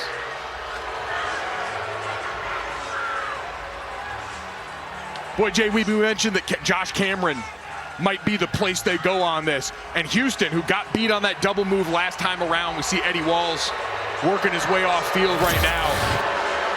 Cameron, you're going to see 2 sets of eyes on him the entire time. Got him covered inside, outside, every which way. And you saw Robertson looking that way. And once he couldn't find him over there, that pressure got to him. Everyone else double teams on Cole Wilson, who's been a big player for them today. And then the pressure from Jalen Garner that turns in to the incompletion on the final play. Just a phenomenal call from Austin Armstrong, the defensive coordinator. Double teaming 2 of their most important targets and having that pressure get home once that first read wasn't there for Robertson. And so for Baylor now it becomes a must-have 3 and out, using your timeouts to preserve what's left of the 43 seconds. Houston looking for a first down to clinch it. keep it in the hands of Wigman. There's first down, a yard, and timeout number 1 for Dave Aranda. Baylor takes their first charge timeout of the half. 30 seconds in late.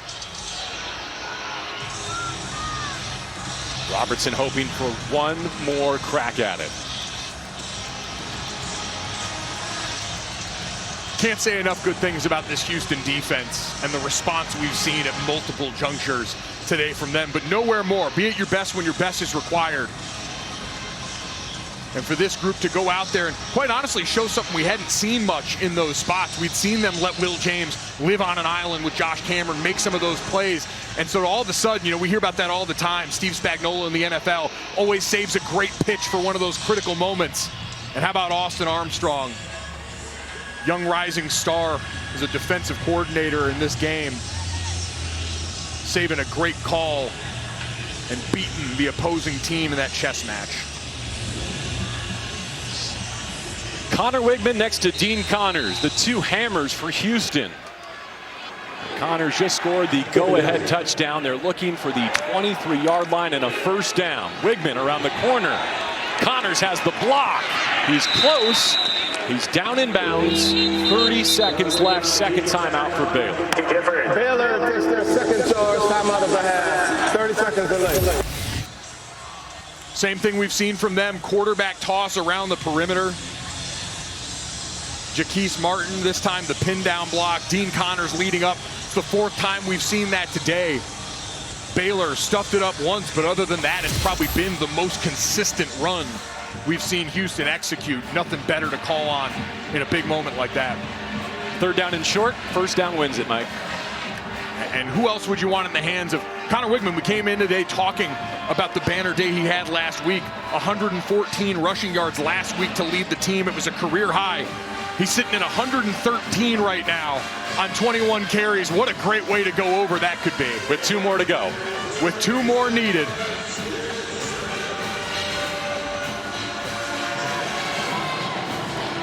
Baylor down to its last timeout. Houston can cement it here. Connors offset right. Wigman takes the snap through the right side and finishes it with a first down. Another career best rushing performance for Connor Wigman, and Houston goes undefeated on the road in 2025. What a statement. Going right back to the well, just flip the sides. You get the puller there, Mackenzie Agnello out on the perimeter. Another block by Dean Connors. And your quarterback making the winning play there. Could have ran it more and padded the stats, but he knows it's time to go, get into the best formation in football. 2 tight diamond, victory kneel, and get to celebrating another road win for this Cougs team this season.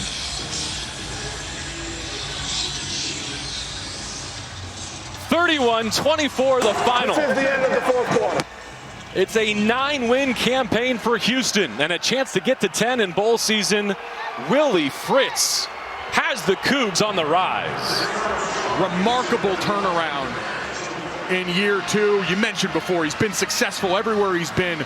No surprise, he's been able to come into Houston, navigate the NIL era, all the changes in the way that you've got to build football teams now, and still have his team knocking on the doorstep of double-digit wins heading into bowl season.